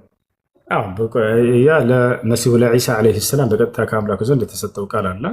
መጽሐፍን ሰጠኝ እያለ እንደተናገረው በእርሱ ዘመን ነበር። የመሲሁ የዒሳ ዓለይሂ ሰላም ለእርሱ የተሰጠ ኢንጂል ነው። የአላህ ስብሐነሁ ወተዓላ ኢንጂሉላህ፣ የአላህ ወንጌል፣ የአላህ ስብሐነሁ ወተዓላ ኢንጂል ነው እንጂ የማቴዎስ የማርቆስ የምናምን አይደለም። መሲሁ ራሱ መጽሐፉ አለ ማለት ነው። ተጽፎ አለ ወይ?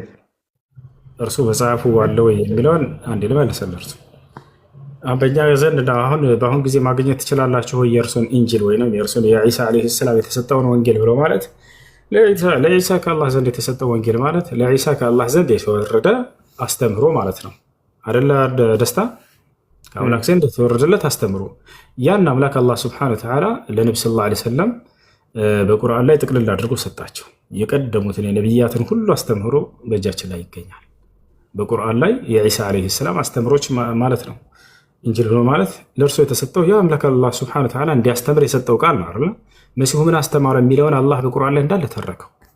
በሱራ አሊ ኢምራን ላይ ታገኛለህ፣ በሱራ መርየም ላይ ታገኛለህ፣ በሱረቱ ዙኽሩፍ ላይ ታገኛለህ፣ በሱረቱ ማኢዳ ላይ ታገኛለህ። እንዳለ በየሱራው ላይ የመሲሁ ትምህርቶች ሁሉ ታገኛቸዋለህ። ስለዚህ መሲሁ ምን አስተምሮ ነበር የሚለውን አምላክ አላህ ሱብሓነሁ ወተዓላ በቀጣዩ ነብይ ላይ ምንም እንኳን ቢበርዙት ያንን መጽሐፍ አላህ ምን እንደነበረ ትምህርቱ ገለጸልን። እጥር ምጥን አድርጎ መሲሁ ካመጣጡ ጀምሮ እስከ መጨረሻው ሁላ ወዴት ሄደ፣ ወዴት አረገ፣ ዳግም ሲመለስ ምን ይሆናል፣ ምንስ አስተማረ፣ ማን ነበረች እናቱ፣ ምን ተአምር አደረገ፣ እነዚህን ሁሉ እንዳለ የመሲሁ ትምህርቶች በእኛ ጋር ይገኛሉ።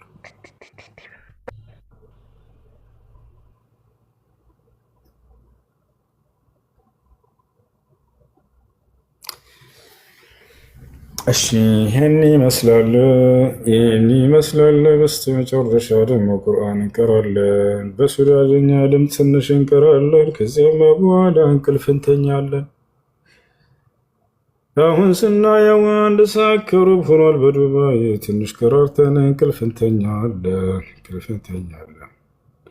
በሱዳንኛ ድምፅ ሱረቱል መርየምን ትንሽ እንቀራለን እስከ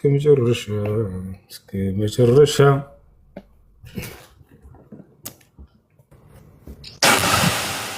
بسم الله الرحمن الرحيم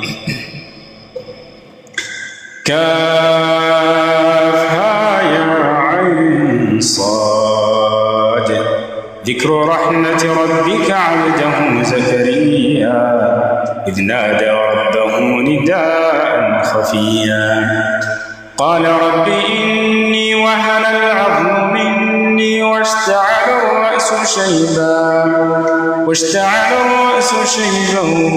ولم أكن بدعائك رب شقيا وإني خفت الموالي من ورائي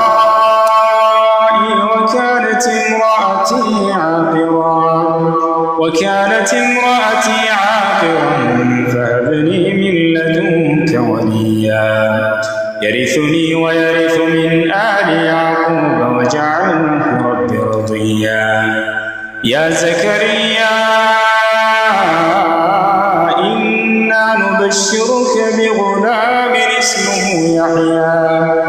اسمه يحيى لم نجعل له من قبل سميا قال رب أنى يكون لي غلام وكانت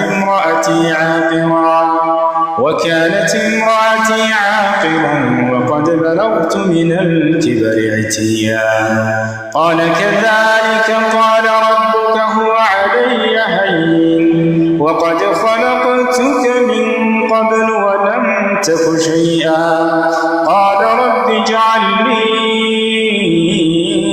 آية قال آيتك ألا تكلم الناس 3 ليال سويا فخرج على قومه من المحراب فأوحى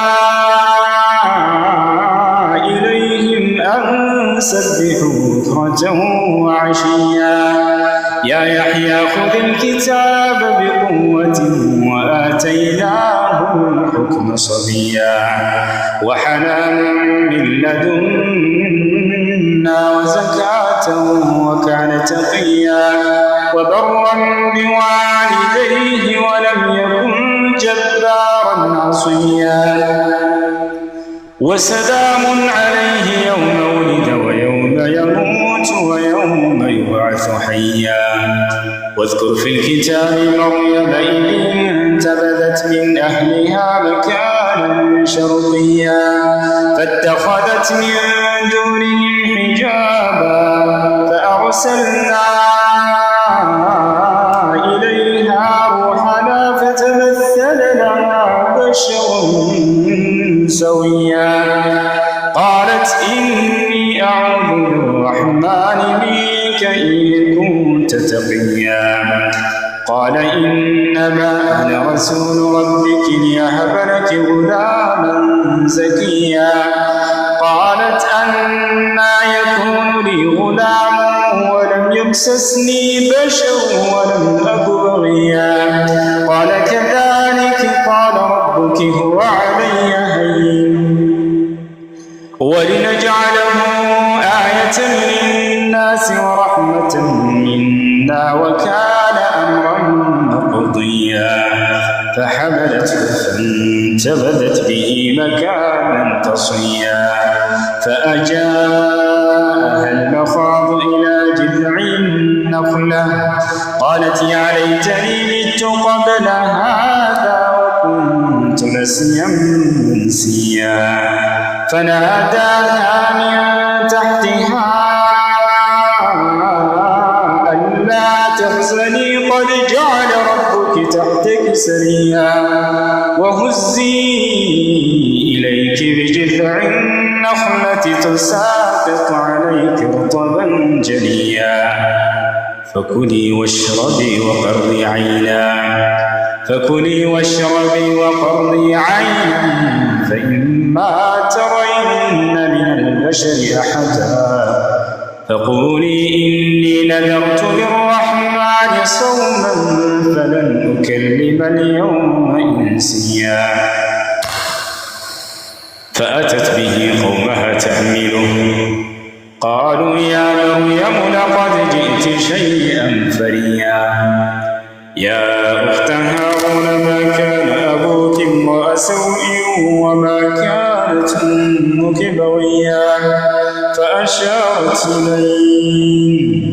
فأشارت إليه قالوا كيف نكلم من كان في المهد صبيا قال إني عبد الله آتاني الكتاب وجعلني مباركا أينما كنت وأوصاني بالصلاة والزكاة ما دمت حيا وبرا بوالدتي ولم يجعلني جبارا شقيا والسلام علي يوم ولدت ويوم أموت ويوم أبعث حيا ذلك عيسى بن مريم قول الحق الذي فيه يمترون ما كان لله أن يتخذ من ولد سبحانه إذا قضى أمرا فإنما يقول له كن فيكون وإن الله ربي وربكم فاعبدوه هذا صراط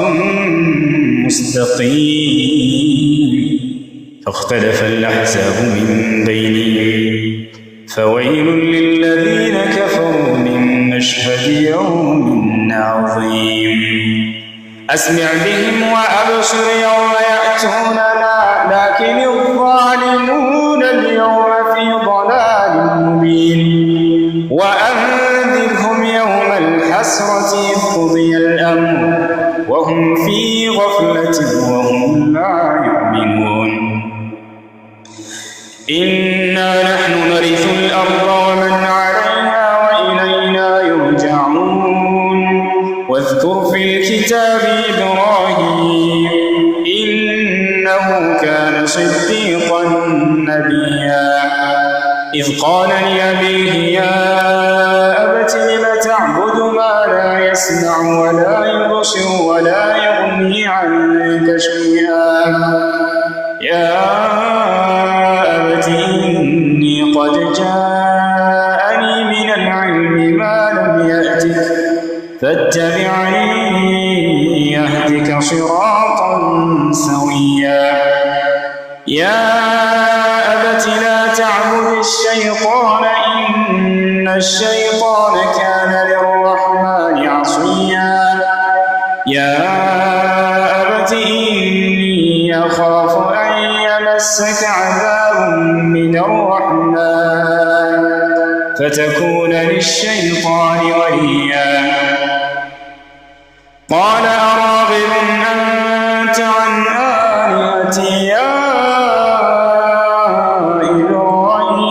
إبراهيم لئن لم تنته لأرجمنك واهجرني مليا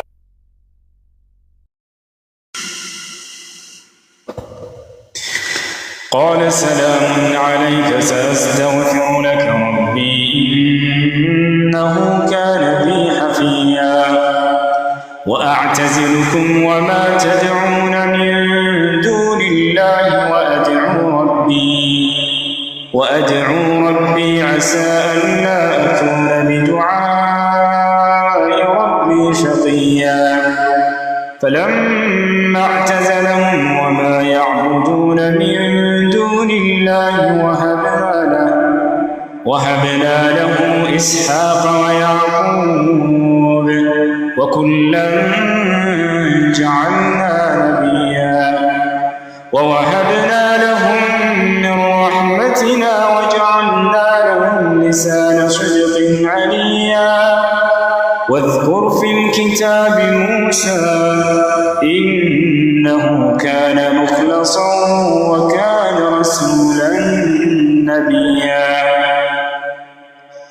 وناديناه من جانب الطور الأيمن وقربناه نجيا ووهبنا له من رحمتنا أخاه هارون نبيا واذكر في الكتاب إسماعيل إنه كان صادق الوعد وكان رسولا نبيا وكان يأمر أهله بالصلاة والزكاة وكان عند ربه مرضيا واذكر في الكتاب إدريس إنه كان صديقا نبيا ورفعناه مكانا عليا أولئك الذين أنعم الله عليهم من النبيين من ذرية آدم وممن حملنا مع نوح ومن ذرية إبراهيم وإسرائيل وممن هدينا واجتبينا إذا تتلى عليهم آيات الرحمن خروا سجدا وبكيا فخلف من بعدهم خلف أضاعوا الصلاة واتبعوا الشهوات فسوف يلقون غيا إلا من تاب وآمن وعمل صالحا فأولئك يدخلون الجنة ولا يظلمون شيئا جنات عدن التي وعد الرحمن عباده بالغيب إنه كان وعده مأتيا لا يسمعون فيها لغوا إلا سلاما ولهم رزقهم فيها بكرة وعشيا تلك الجنة التي نورث من عبادنا من كان تقيا وما نتنزل إلا بأمر ربك له ما بين أيدينا وما خلفنا وما بين ذلك وما كان ربك نسيا رب السماوات والأرض وما بينهما فاعبده واصطبر لعبادته هل تعلم له سميا ويقول الإنسان أإذا ما مت لسوف أخرج حيا أولا يذكر الإنسان أنا خلقناه من قبل ولم يك شيئا فوربك لنحشرنهم والشياطين ثم لنحضرنهم حول جهنم جثيا ثم لننزعن من كل شيعة أيهم أشد على الرحمن عتيا ثم لنحن أعلم بالذين هم أولى بها صليا وإن منكم إلا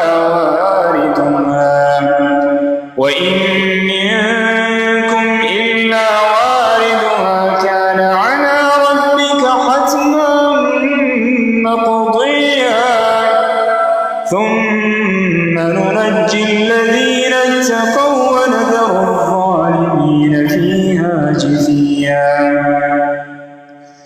وإذا تتلى عليهم آياتنا بينات قال الذين كفروا للذين آمنوا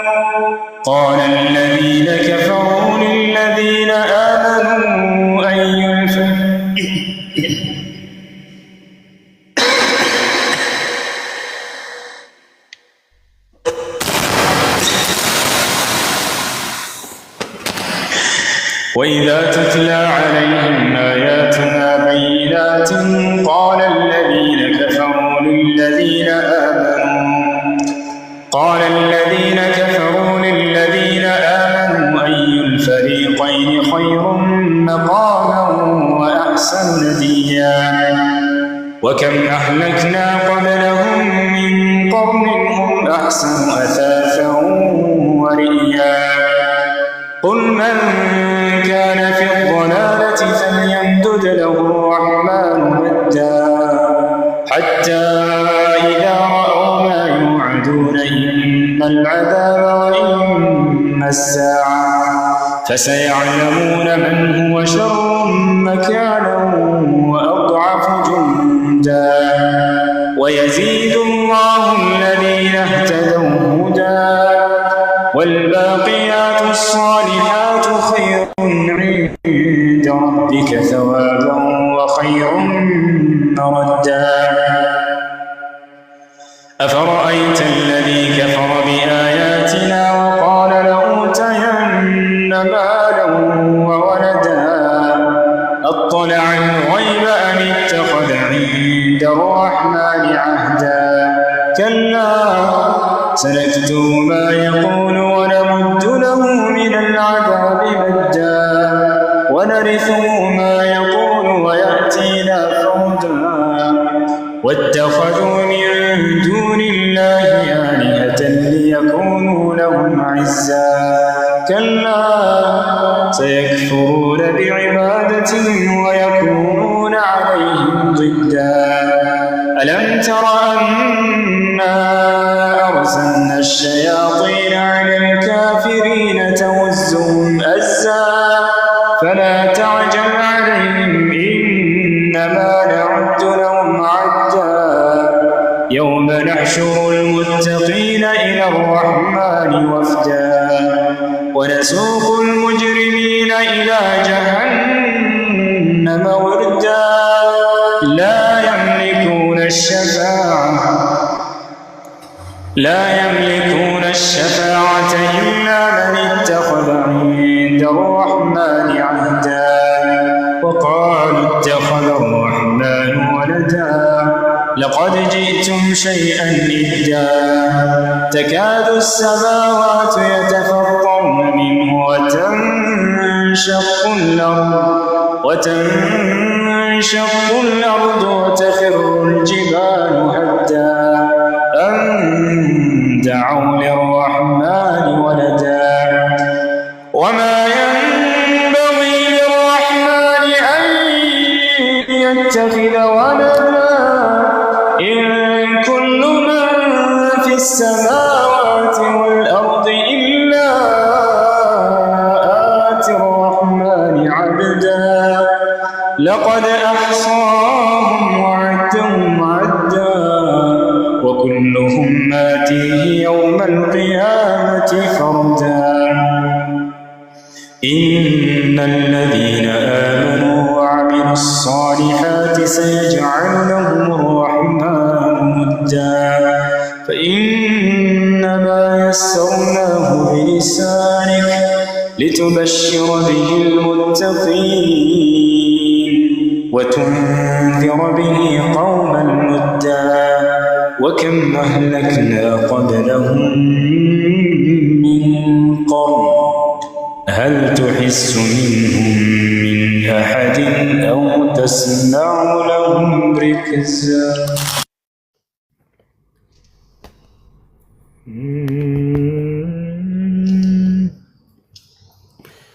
يا عبادي الذين آمنوا إن أرضي واسعة فإياي فاعبدون كل نفس ذائقة الموت كل نفس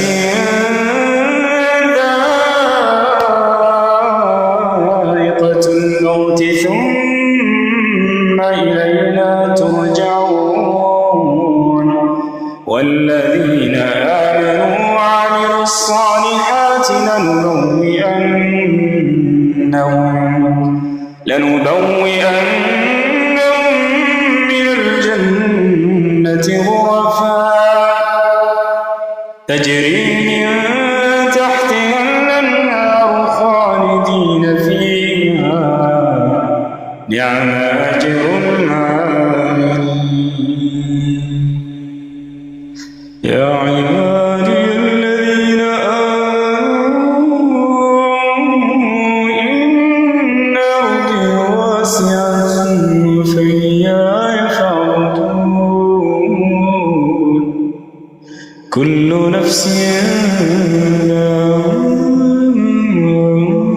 ذائقة الموت كل نفس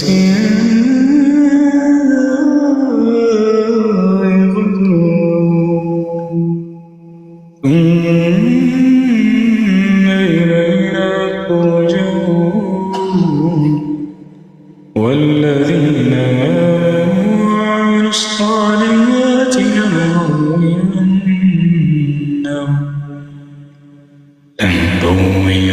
لنبوئنهم من الجنة غرفا تجري من تحتها الأنهار خالدين فيها نعم أجر العاملين الذين صبروا وعلى ربهم يتوكلون وكأين من دابة لا تحمل رزقها الله يرزقها وإياكم وهو السميع العليم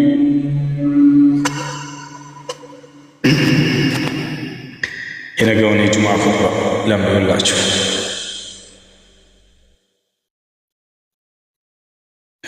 የነገውን የጁምዓ ኹጥባ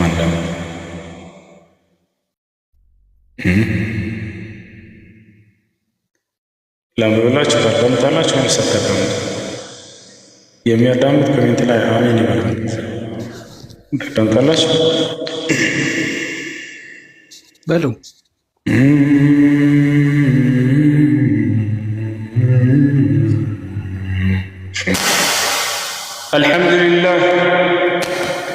الحمد لله الذي جعل الدنيا ميدانا للعمل وكره لنا التواني والكسل ونشهد أن لا إله إلا الله ونشهد أن سيدنا محمد رسول الله صلى الله وسلم وبارك عليه وعلى آله وصحبه ومن والاه أما بعد فأوصيكم عباد الله ونفسي بتقوى الله قال جل في علاه إن الله مع الذين اتقوا والذين هم محسنون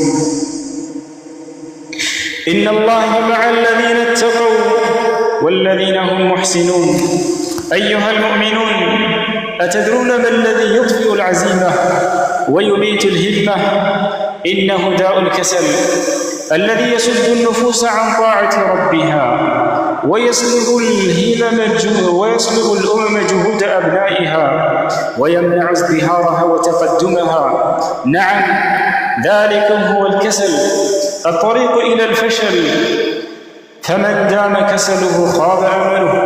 ولقد علمنا نبينا صلى الله عليه وسلم التعوذ بالله من الكسل بيانا لخطره وشدة ضرره، فكان من دعائه صلى الله عليه وسلم في الصباح والمساء اللهم إني أعوذ بك من العجز والكسل.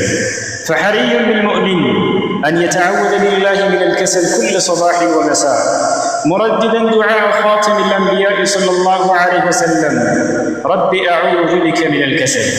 ولا يجعل المرء الكسل عذرا يبعده عن العمل، فقد كان عبد الله بن عباس رضي الله عنهما يكره أن يقول الرجل إني كسلان.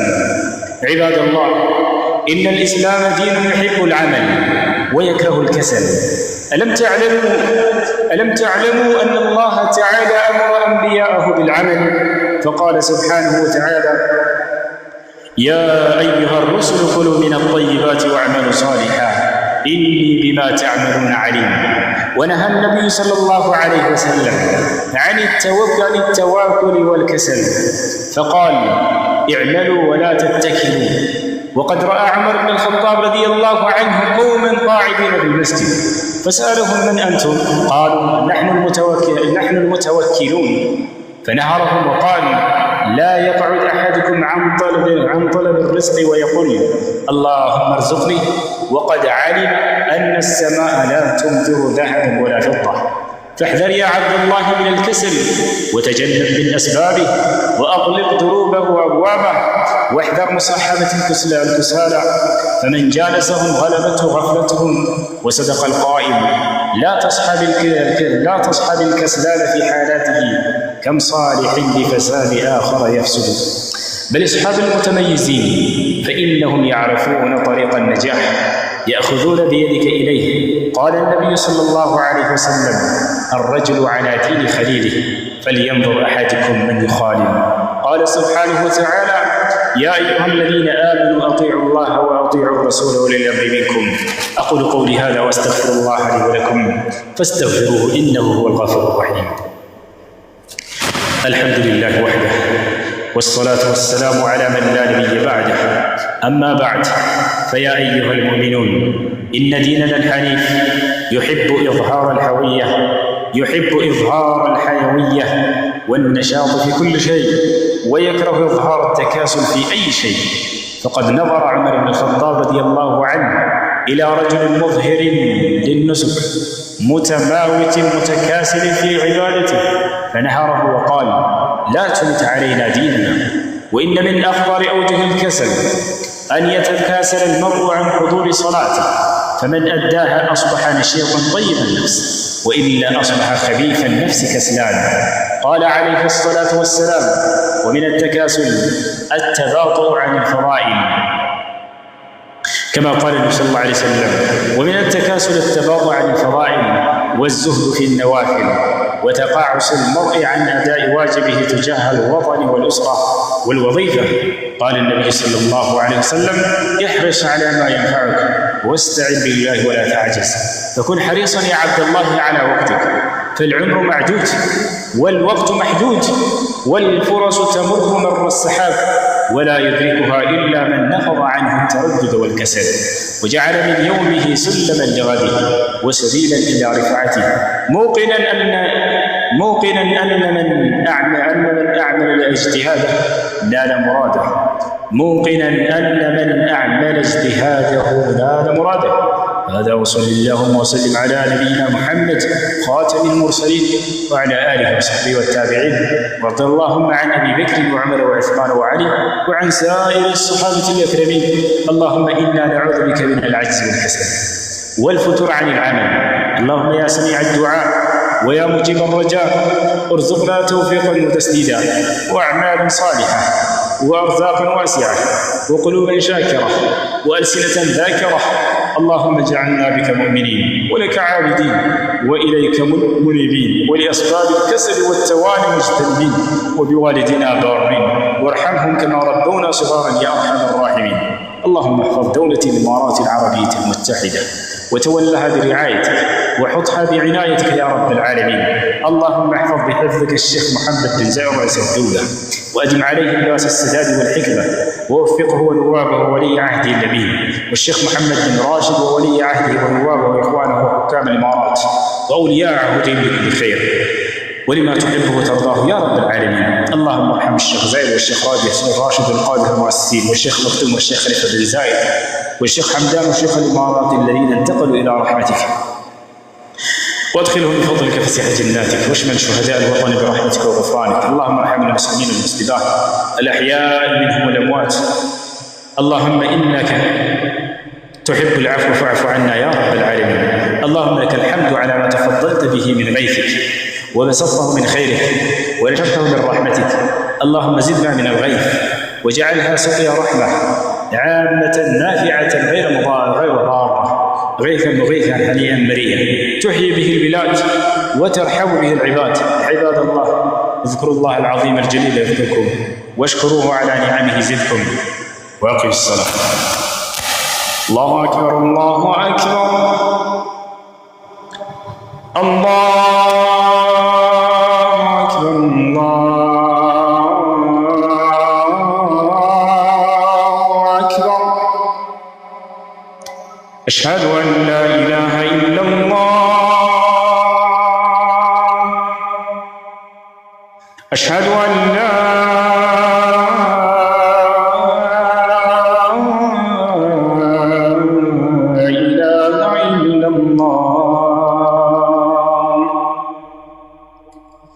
أشهد أن محمدا رسول الله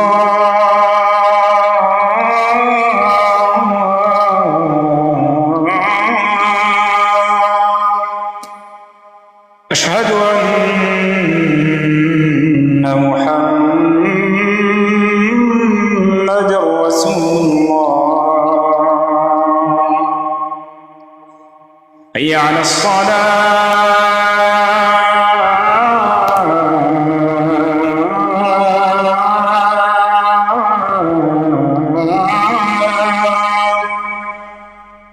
حي على الصلاة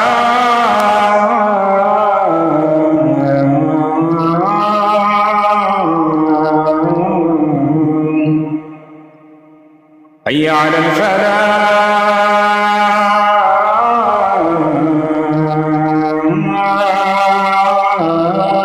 الفلاح حي على الفلاح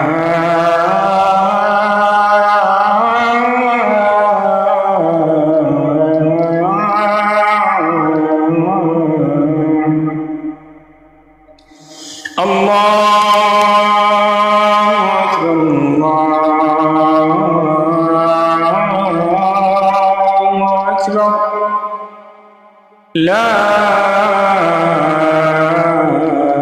إله إلا الله. ይህ አንድ አዛን ነው። ሁለተኛ አዛን ይኸኛው አዛን አላሁ አክበር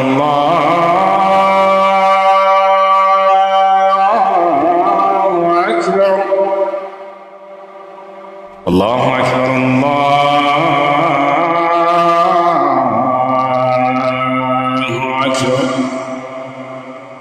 أشهد أن لا إله إلا الله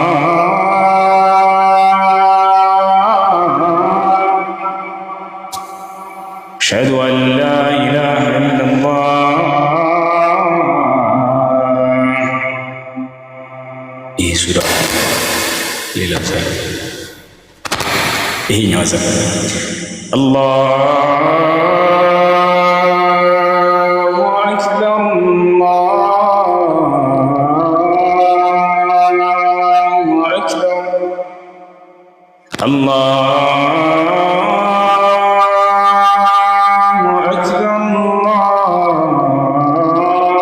الله أكبر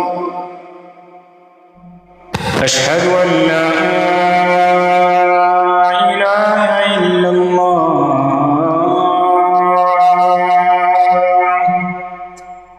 أشهد أن لا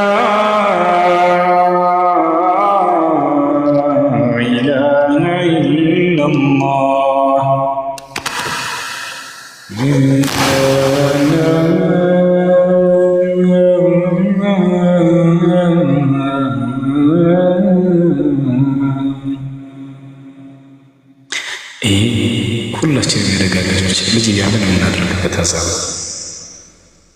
አላሁ አክበር አላሁ አክበር አላሁ አክበር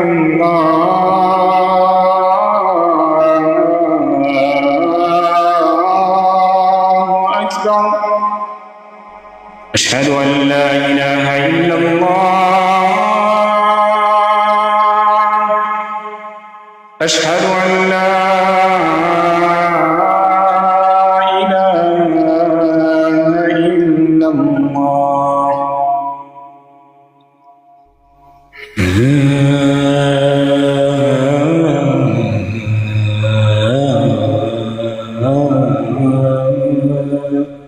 لازم نقول بلعب بس هي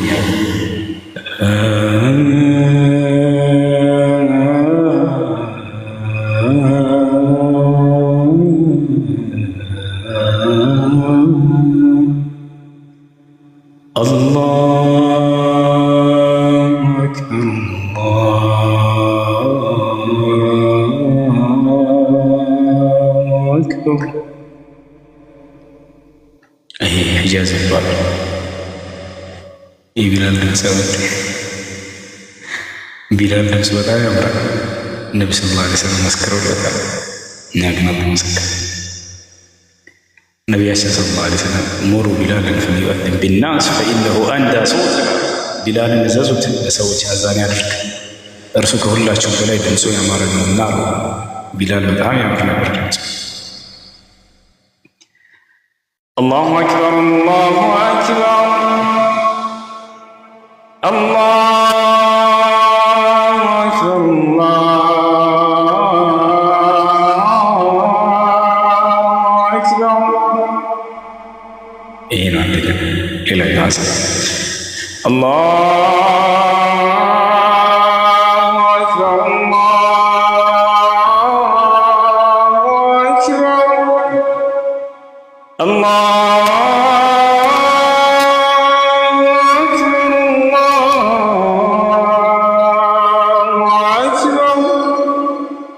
أشهد أن لا إله إلا الله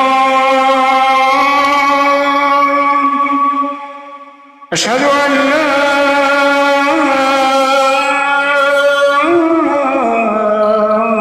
إله إلا الله أشهد أن محمدا رسول الله أشهد أن رسول الله حي على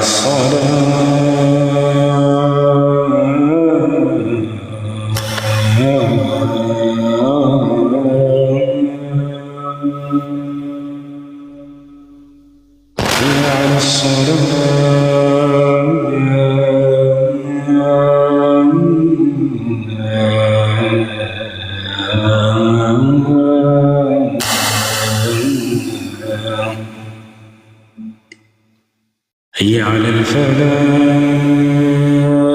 الفلاح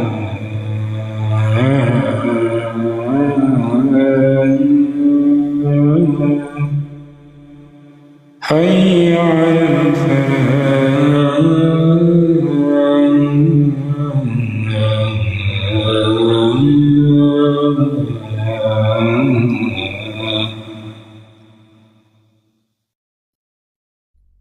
አንድ ነገር እንገራቸው ነው አልንገራቸው? በቃ እንገራቸው። ምን ነበር? ከነገ ጀምሬ ላልኖር እችላለሁ። ወደ ኢትዮጵያ ልገባ እንዳገባ ለመመለስ ከነገ ጀምሬ እንደምገባ ይመስላል። ከዚህ ቦታ አልለቅም ኢንሻአላህ። አላህ ካለ የሆነ ጊዜ ልንገናኝ እንችላለን ኢንሻአላህ። ዛሬ መጨረሻ እንቅራ ትንሽ ويا قوم ما لي أدعوكم إلى النجاة وتدعونني إلى النار تدعونني لأكفر بالله وأشرك به ما ليس لي به علم وأنا أدعوكم إلى العزيز الغفار لا جرم أن ما تدعونني إليه ليس له دعوة في الدنيا ولا في الآخرة وأن مردنا إلى الله وأن المسرفين هم أصحاب النار فستذكرون ما أقول لكم وأفوض أمري إلى الله إن الله بصير بالعباد فوقاه الله سيئات ما مكروا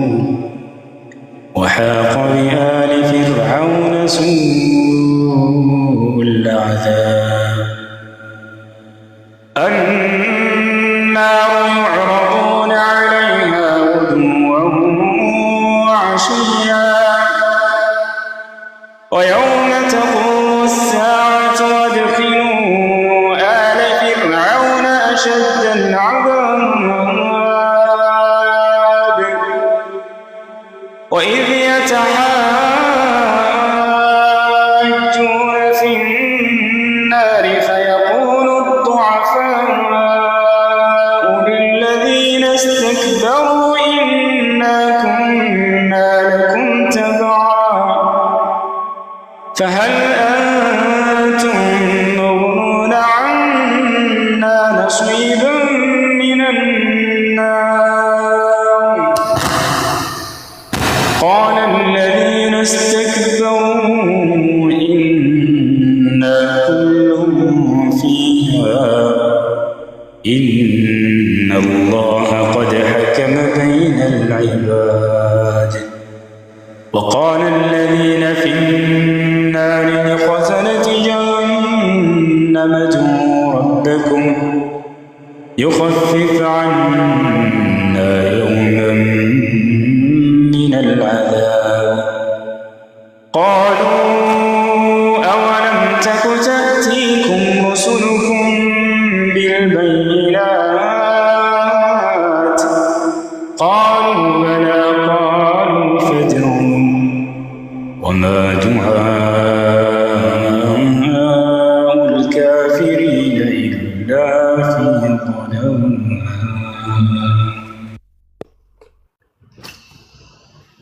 وما دعاء الكافرين إلا في ضلال. السلام عليكم ورحمة الله وبركاته. تشاو تشاو تشاو. እሱ 10 ሰከንድ ኡስታዝ ሰልማን አንድ ጊዜ ፎሎ ያድርጉትና 100,000 ቻሌንጅ ሰጥቶኛል 100,000 ከገባው ያለ ነው። ትንሽ ሰከንድ ኢንሻአላህ። አፋን መርሐባ። ሁላችሁም እዚህ ያላችሁ አንድ ሺህ ሰዎች ከታች ኡስታዝ ሰልማን ፎሎ አድርጉት። እሺ ኡስታዝ ሰልማን አንድ ቁጥር ጻፍላቸው አንድ ጊዜ ለፎሎ እንዲመቻቸው ማለት ነው። ኡስታዛችን ጀዛኩሙላሁ ኸይረን። ሁላችሁም ፎሎ አድርጉት። 100,000 ከገባ 100,000 ለዳዕዋ ቻሌንጅ ይሰጠኛል ብለዋል ኢንሻአላህ። ማለት ኢክራም ኡስታዝ ሰልማን አንድ ቁጥር ጻፍላቸው ኢንሻአላህ። አላህ ይጠብቀው እሱ ጀዛከላሁ ኸይረን። እንግዲህ ወራት መጣልን ነው ባለህበት የአላህ ጥበቃ አይለይህ። እዚህ ያላችሁ ሁላችሁም በሶላታችሁ ላይ ዱዓ አድርጉለት ኢንሻአላህ አላህ እንዲጠብቀው። ሰላም አለይኩም ወራህመቱላሂ ወበረካቱ። ኡስታዞች እንዲሁም ሌሎች እህት ወንድሞች ጀዛኩሙላሁ ኸይረል ጀዛ አህሰነላሁ ኢለይኩም። ኡስታዝ ሁስ አላህ ባለህበት ይጠብቅህ፣ መሰሎቻችን ያብዛልን ያ ረብ ኢንሻአላህ። ሁሌም ከጎኔ እንደቆምክ ነው፣ ብዙ መስዋዕት እንደከፈልክልኝ ነው። አላህ ይጠብቅህ ያ ረብ ኢንሻአላህ። በወጣትነት ዘመን መባረክ ነውና አላህ Subhanahu Wa Ta'ala መሰሎችህን ያብዛልን ያ ረብ ኢንሻአላህ። እዚህ ጋር እንደው ከፈቀድክልኝ አንድ ደቂቃ የሚሆን መልእክት ባስተላልፍ ደስ ይለኛል ኢንሻአላህ። አብሽር አብሽር። ሐቂቀተን በወጣትነት ዲን፣ በወጣትነት ኢማን መወፈቅ፣ በወጣትነት ተውሂድን መያዝ ይሄ ትልቅ መታደል ነው። ለዚህ ነው አላህ Subhanahu Wa Ta'ala ሁሌም በምንቀረው የቁርአን አንቀጽ ሱረቱል ከህፍ ላይ ነህኑ ነቁሱ አለይከ ነባሁም ቢልሐቂ ኢንነሁም ፊትየቱን አመኑ ቢረቢሂም ወዚድናሁም ሁዳ ይላል። ቢሰበብ ኢማኒሂም አላህ Subhanahu Wa Ta'ala ወዚድናሁም ሁዳ ይላል። ለዛ ነው ነብያችን አለይሂ ሰላቱ ወሰላም ነሰራኒ ሻብ ሄነ ኸዘለን ሺሃው ከማቃል ሰለላሁ ዐለይሂ ወሰለም እንደገና ኑሲርቱ ቢሸባብ ኡሲርቱ ቢሸባብ ማለት በወጣቶች እድል ተሰጥቻለሁ በወጣቶችም ተረድቻለሁ አለ እና እንደው አደራ የምለው ነገር እህት ወንድሞቼ ወጣት ሆኖ ድቤ ወጣት ሆኖ በሙዚቃ ወጣት ሆኖ ሽርክ ቢዳ ላይ መዘፈቅ እጅግ በጣም የሚያዋርድ ነገር ነውና ከዚህ የበለጠ ውርደትም የለምና አደራችሁን ነው የምላችሁ። በወጣትነት እንደሚታወቀው ሳይንስ ወጣቱ አምራች ኃይል ነው ይባላል። እስልምና ላይ ደግሞ ወጣትነትን ለመልካም ነገር ይፈልገዋል። ለዚህ ነው ሐሰኑል በስሪ መን አህሰነ ኢባደተላሂ ፊ ሸባቢሂ አጣላሁል ሂክማ ዐንደ ኪበሪ ሲኒህ ይላሉ። አንድ ሰው በወጣትነት ዘመኑ አምልኮውን ለአላህ Subhanahu Wa Ta'ala ብቻና ብቻ በኢኽላስ ካደረገ በወጣትነቱ ዘመን አምልኮውን ካሳመረ አጣላሁል ሂክማ ዐንደ ኪበሪ ሲኒህ የሚለውን አክሰሩል ሙፈሲሪን ዑለሞች ምን አሉ? ሁስነል ሂታም ይወፈቃል አሉ። ይህ ቲጃረቱ ለንተቡር የሆነ ትርፋማ የሆነ ንግድ ብሎ ማለት በወጣትነት የምናሳልፈው መልካም ነገር ነውና ይህን ወጣትነታችን ለእስልምና ይዋል ኢንሻአላህ። ደውሩ ሸባብ ፊል ኢስላም ለሁ መካነቱን አዚማ ትልቅ ቦታ አለውና እንደው አደራ አመላችሁ ነገር ኢንሻአላህ። እዚህ ጋር የቀደምቶችን ብቻ አይደለም በዘመናችን አላህ ይጠብቀው ኡስታዝ ሁስ ሌሎችም ወጣቶች አሉ በተውሂድ የተወፈቁ በሱና የተወፈቁና እንደው ከሩቆቹም ሳንሄድ እነሱም መሆንን ራስ መመኘት አንዱ መታደል ነው። ምክንያቱም ዛሬ አብዛኛው እንደው በሚያሳዝን ሁኔታ ሽርክ ቢዳ ላይ ተዘፍቆ እናያለና አደራ ነው የምላችሁ በወጣትነት ዘመን ይችል ለማለት ነው። አላህ አክብርልኝ ጀዛኩሙላህ ኸይረል ጀዛ። እንደው ለበረከው ያክል ነው ኢንሻአላህ። ጀዛኩሙላህ አላህ ያክብርልኝ። ከልብ ነው የማመሰግነው። ኢንሻአላህ ወያኩም ሽክራ። እሺ ሁላችሁም ፎሎ አደረጋችሁ አይደል? ኡስታዝ ሰልማን ሁላችሁም ፎሎ አድርጉት። ባረከላሁ ፊክ። ሰላም አለይኩም ወራህመቱላሂ ወበረካቱ። ጀዛከላህ ኸይረን። ያው ቻሌንጅ እንደተሰጠው ነግሮናል ሰልማን ወንድማችን ያደረጋችሁ ጀዛከላህ ኸይር ሁላችሁም። አንድ ልጅ ነበረ ትንሽ ምናልባት እሱ ከነገ ጀምሮ ማትገባ ከሆነ ነፍሳችንን በኮመንት ሲያወጣ ነበር። ጥያቄ አልጨረስኩም ብሎ እንደው አላህ ሂዳያ ካረገለት አንድ ጥያቄ እድል ብትሰጠው ብዬ አሰብኩና አላህ ያስጨነከል ልጅ ቅድም ጀምሮ የወጣው ልጅ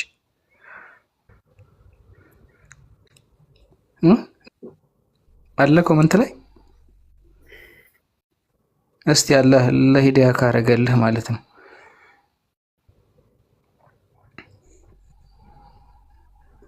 ወጥቷል መሰለኝ።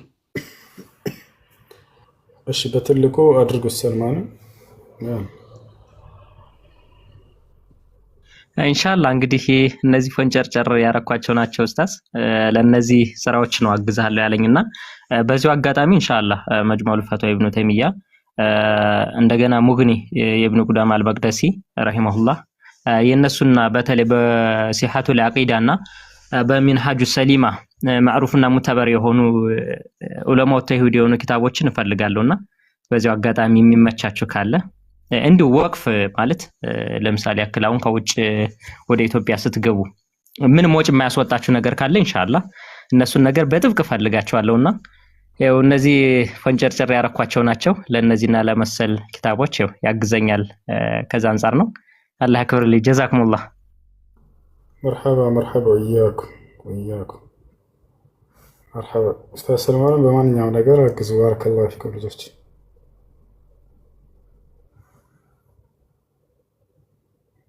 አይ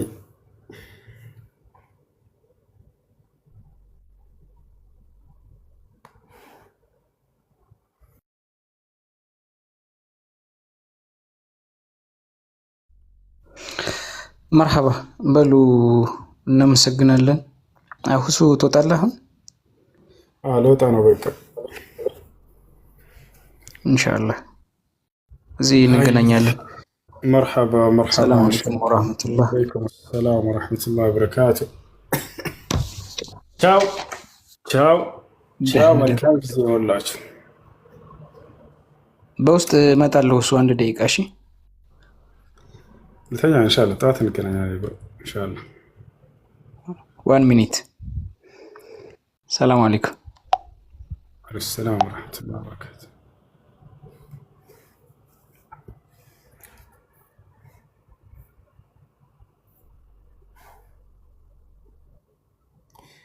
አልተጋማ